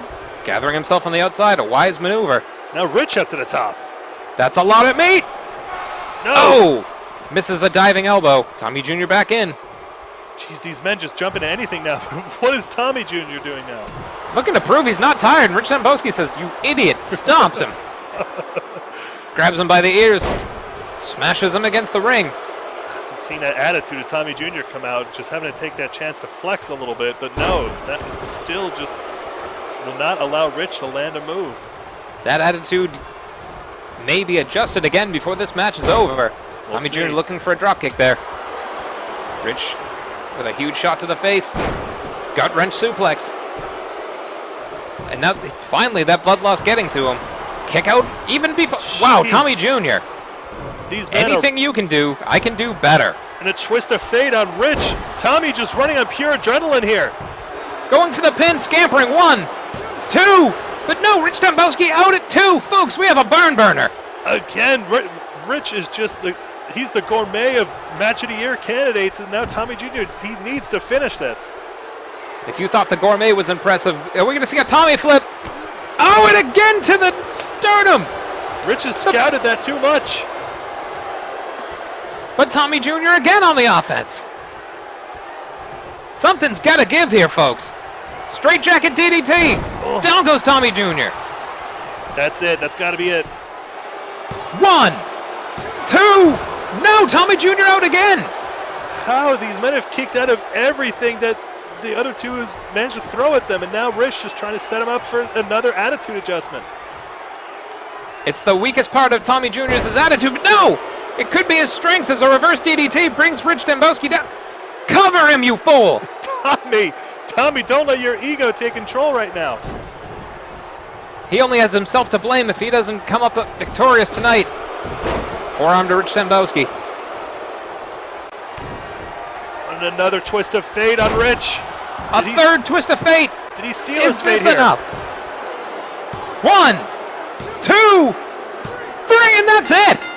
That's it. Tommy Jr. will face Steve Delfino next week for the finals of the Wellington Classic. I cannot believe it. Toppling the big man. And he did it his way. Tommy Jr., unbelievable, with just undeniable athleticism coming off the top rope, flying all around the ring, sometimes crashing and burning, but ultimately burning up the chances of Rich Dembowski to challenge for the title. Putting his body on the line multiple times again, yeah, just having both of his Tommy flips reversed, driven right into the knees, and then falling, jumping off the turnbuckle onto nothing on the outside. How is he even not in pieces right now?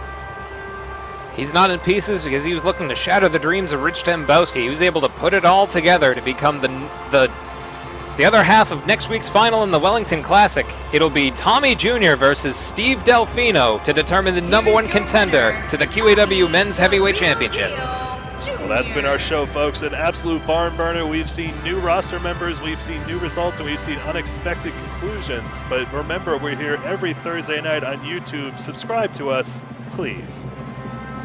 Thanks again for Buckley Swantoon. This is Mike Mann checking in from Honolulu, Hawaii. Go ahead and like, share, subscribe. The QAW Pandemic continues next week with the finals of the Wellington Classic.